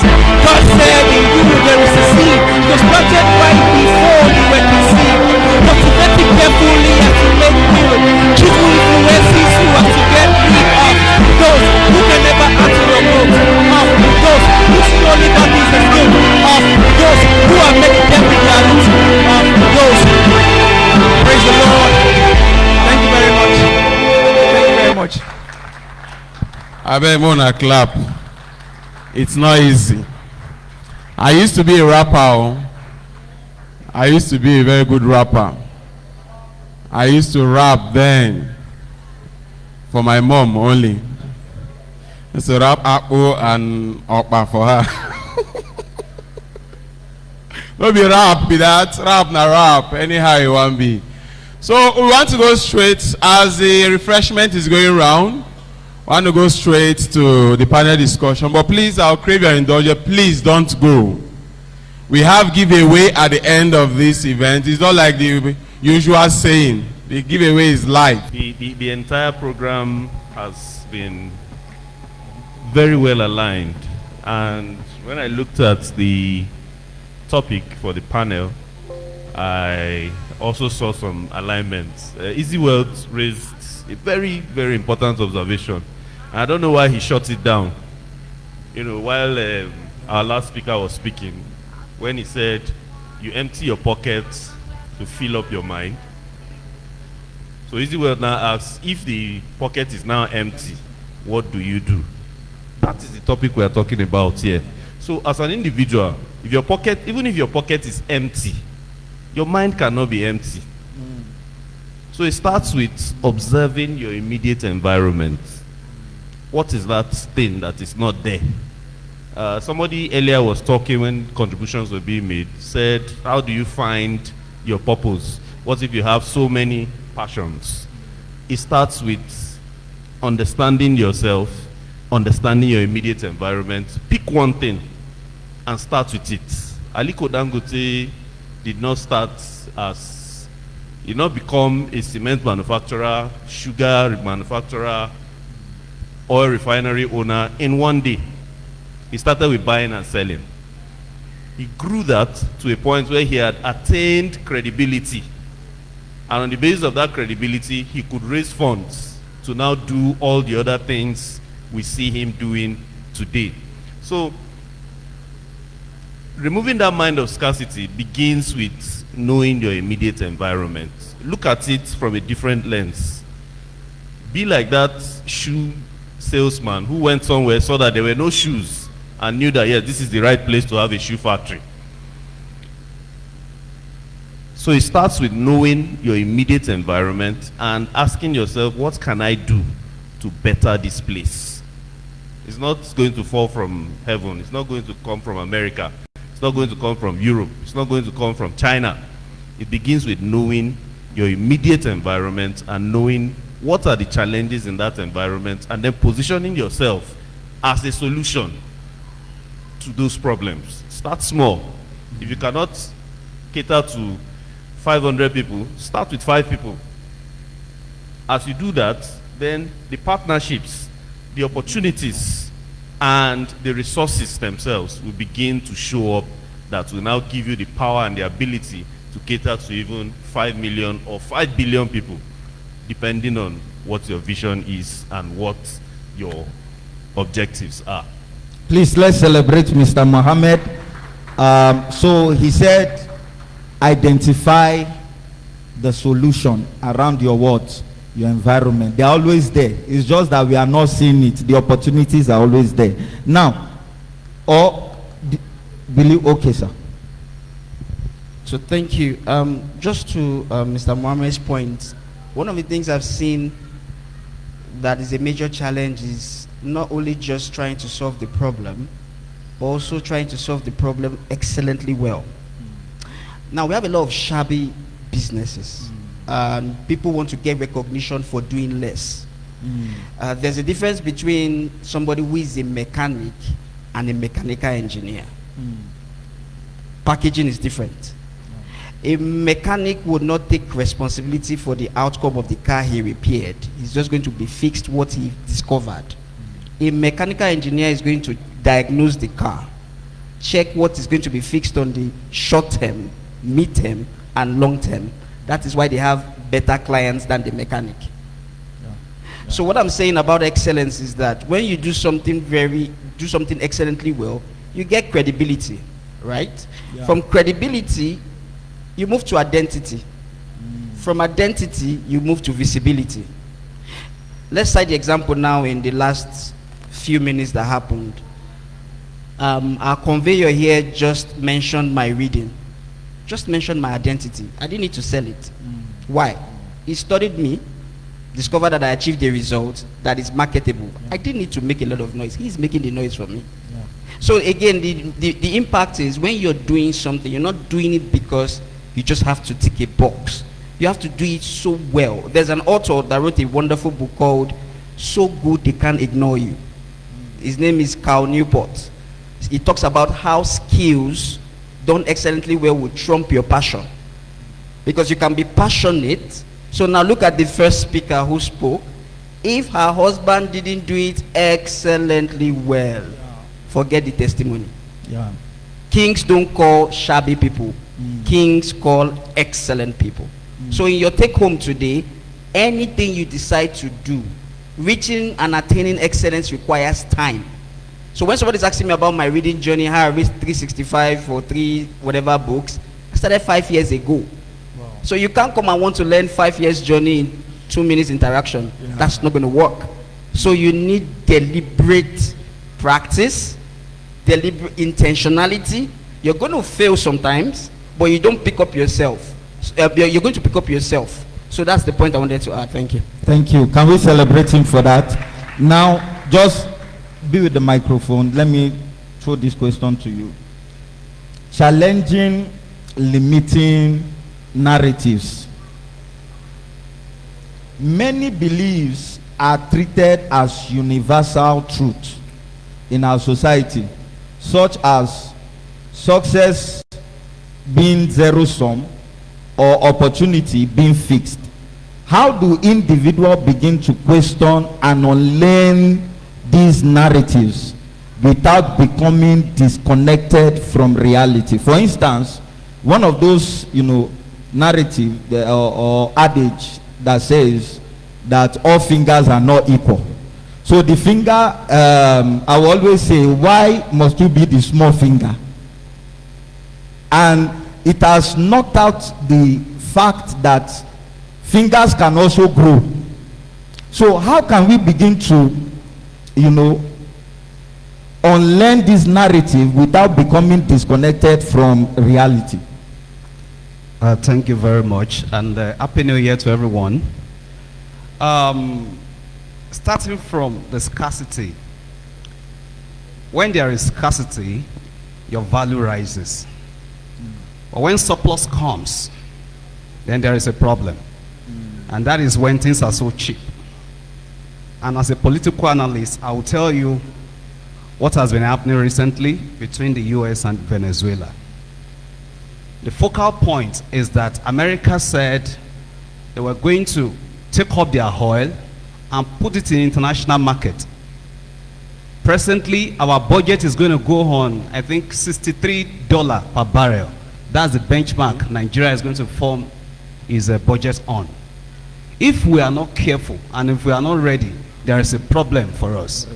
Because when Trump, if he finally puts that oil in the international market, it might drop to like $30 per barrel. Yeah. So where are we going to go from there? The same thing goes to value. Last year, you invited us here.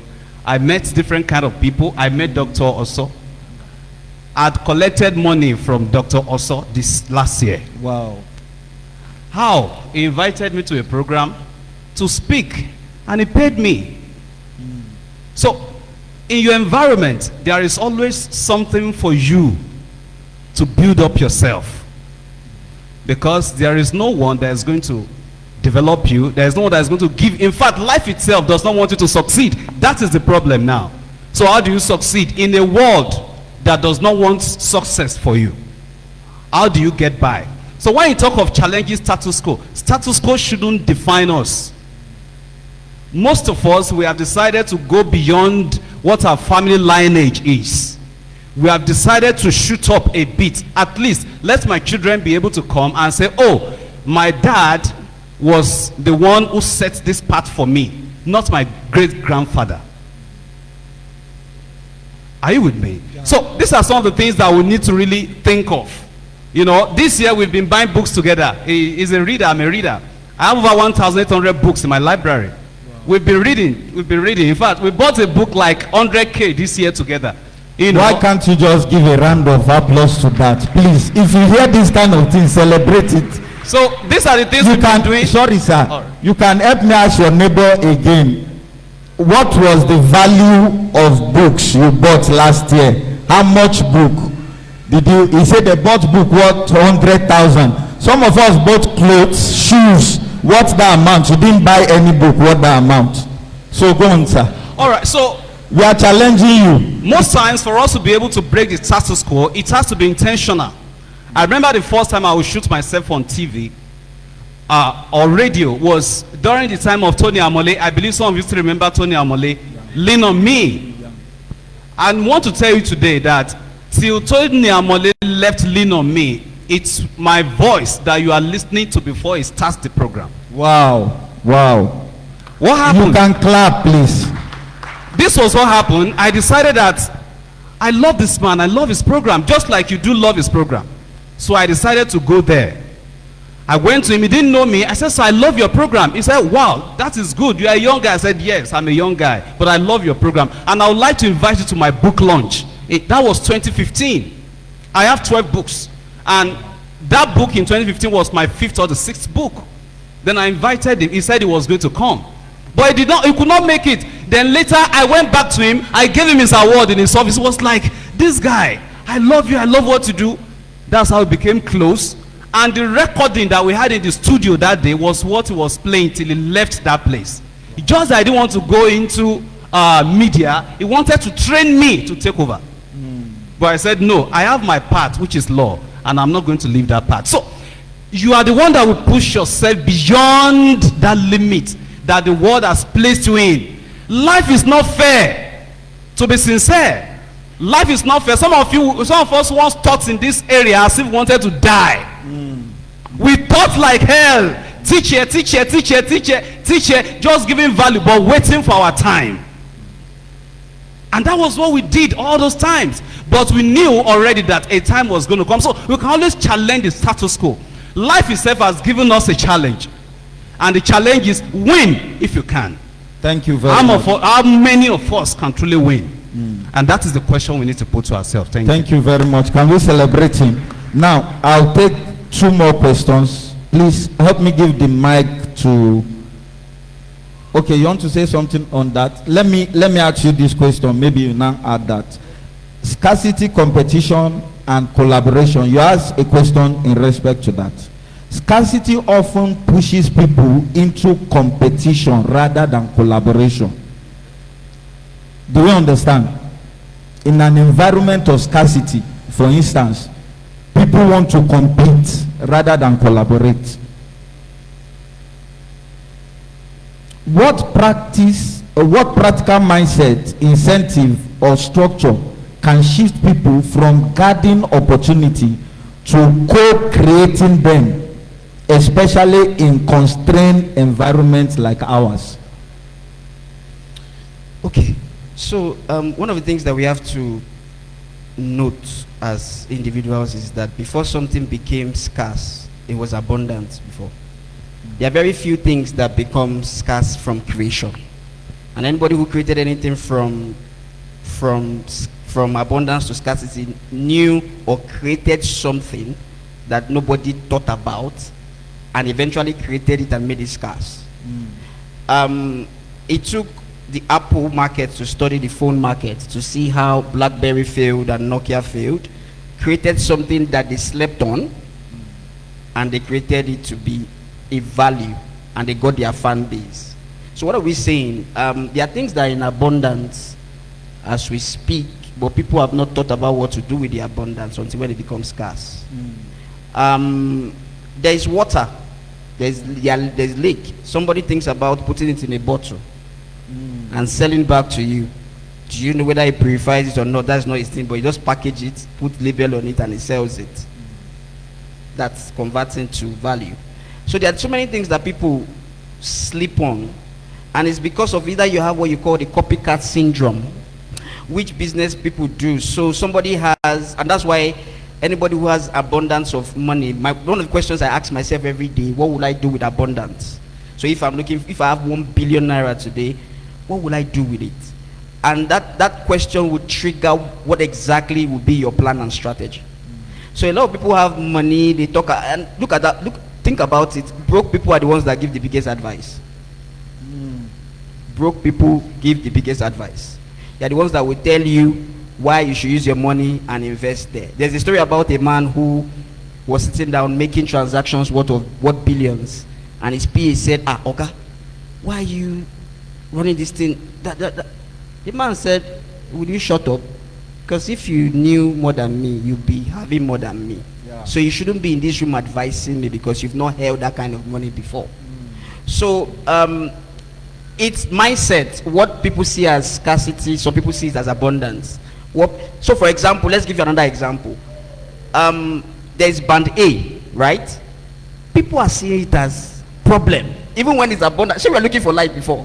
Light has finally come to band A, and band A, instead of thinking about what to do with the light, so if you're in band A and you have 2 freezers, you can sell ice block, right? Yeah. That's the way people think, right? There's somebody I know in this town who before 6:30 a.m. in the morning, he has shipped in blocks from Abuja to Lokoja and made almost 500,000 that day. The person does not mind paying for band A.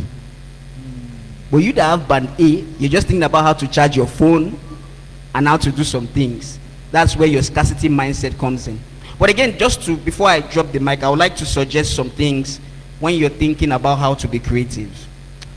One is, first of all, you have to have a strategy, right? What's your strategy? A lot of people want to do a lot of things, but they don't have a strategy. Second of all, after strategy is, what's your system like? Systems are like processes. You find out that people want to have your results, but they don't want to follow your system, because your system comes with discipline and commitment. People don't want to follow those kind of narratives. So systems are very important. Number 3, you also need structures. You need to put structures in place. I was showing him my structure of how I run my house. I run my house through an Excel sheet. Wow. If you know my Excel sheet, I'm sorry. It's not emotional. If you know my Excel sheet, to God be the glory. I cannot help you. You can have to work hard for me to add you to my Excel sheet. So that's important. Then finally, in all of these 3 S's I mentioned, you also need a succession. Now, when she was making a presentation, she mentioned how her husband was transferring skill sets from businesses into his final core. So when he was dealing with children, he was making money with a bike. From there, he transited to another one using the same skill set, right? But different arenas. What was he doing? Succession, skills transfer. So a lot of people are not thinking how to move their skills from one place that he has worked into another place that he has worked. Mr. Kelechi here can tell you how, if he's having a testimonial of 1,000 people, there's something he transferred. By now, he can detect from your CV, like I mentioned the other time. I look at CVs in 30 seconds. I know whether you're joking or you're not serious. So it is that transferable skill that makes him now transfer it to the 1,000 people that gets the testimonial that we're talking about. So in all we're doing, we're talking about succession from a skill set. Right. Thank you. Thank you. Can we celebrate him? Now, because of our time, Mr. Okay, let's take Mr. Mohammed.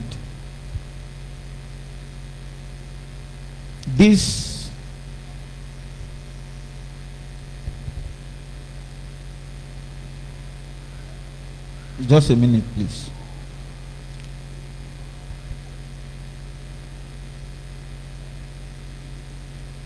For many young Nigerians, effort does not immediately translate into jobs, income, or upward mobility. How can we sustain a growth mindset when progress is slow, uncertain, and invisible? Because that's where the problem now comes.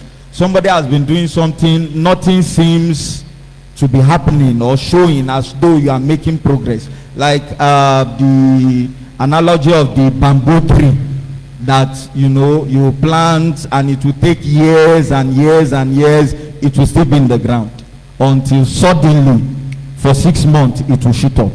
So how do we eventually sustain a growth mindset when progress is slow, uncertain, or invisible? Sustaining a growth mindset is a function of, are you working within your purpose? Are you working within who you are? And what exactly is your purpose? Your purpose is that thing that you do with the least amount of effort. That thing that even if they wake you up at 2 a.m., you can get up and say, oh, it's like this, it's like this, it's like this. That is your purpose. So long as you are within that system, that ecosystem, you will continue to push on. There were thousands of, maybe even millions of people who were selling and buying cement in the 70s and in the 80s, but we only have one Aliko Dangote today. There were thousands of people who passed through Ben Graham as a teacher, but we only have one Warren Buffett today. So yes, it takes time, it takes effort. There will be a lot of times when you will ask yourself, does this thing really make sense? Like, am I a normal human being? Am I okay in my head? Mentally, am I all right? If you have not gotten to that point, then you have not entered your purpose yet. Because you must question yourself. Because society will pressure you. It's part and parcel of the refining process. So at any point in time, you must always understand, what is that thing that I do best with the least amount of effort? Something that other people will come and they will struggle with, but I do it with ease. So that is how you jump the first hurdle, because challenges will always come. Pressure will come, societal changes will come. One of our speakers talked about chaos to clarity. You will meet with chaos, you will meet with challenges, you will meet with times when there will be uncertainty, when you will ask yourself, can this thing really move forward? But if you are working within your purpose and you're not doing follow, my primary focus is training entrepreneurs and building entrepreneurs. We have a culture of looking for what is lucrative. Everybody you see doing one business or the other today, majority of them are looking for what is selling best. Within the move markets now, that's what you want to go into. But after a while, something else will come and begin to move markets. So if you are not somebody that is working within your purpose, then you are not going to become a Dangote somewhere down the line. Dangote doesn't need to know the chemistry behind mixing cement. Does not have to know the engineering behind refining petroleum. His specialty is managing resources. And that's where collaboration also comes in. His specialty is managing resources. He knows how to mobilize resources. He knows how to manage resources. And then he now brings in the experts, collaborates with them to build all the things we are seeing today. And that is how venture works. So if you are to move from scarcity to abundance, first, discover your purpose. Know where you are strong. Stay in that area where you are strong. Build credibility. Become known for something. And then you can now attract the right kind of partners that will also help you expand your vision. Also help you expand your impact. Thank you very much. Please, can we celebrate him? Now, okay. So yes, to purpose, because when you work in purpose, you thrive. But again, I want to adding vision to your purpose. So where do you see yourself?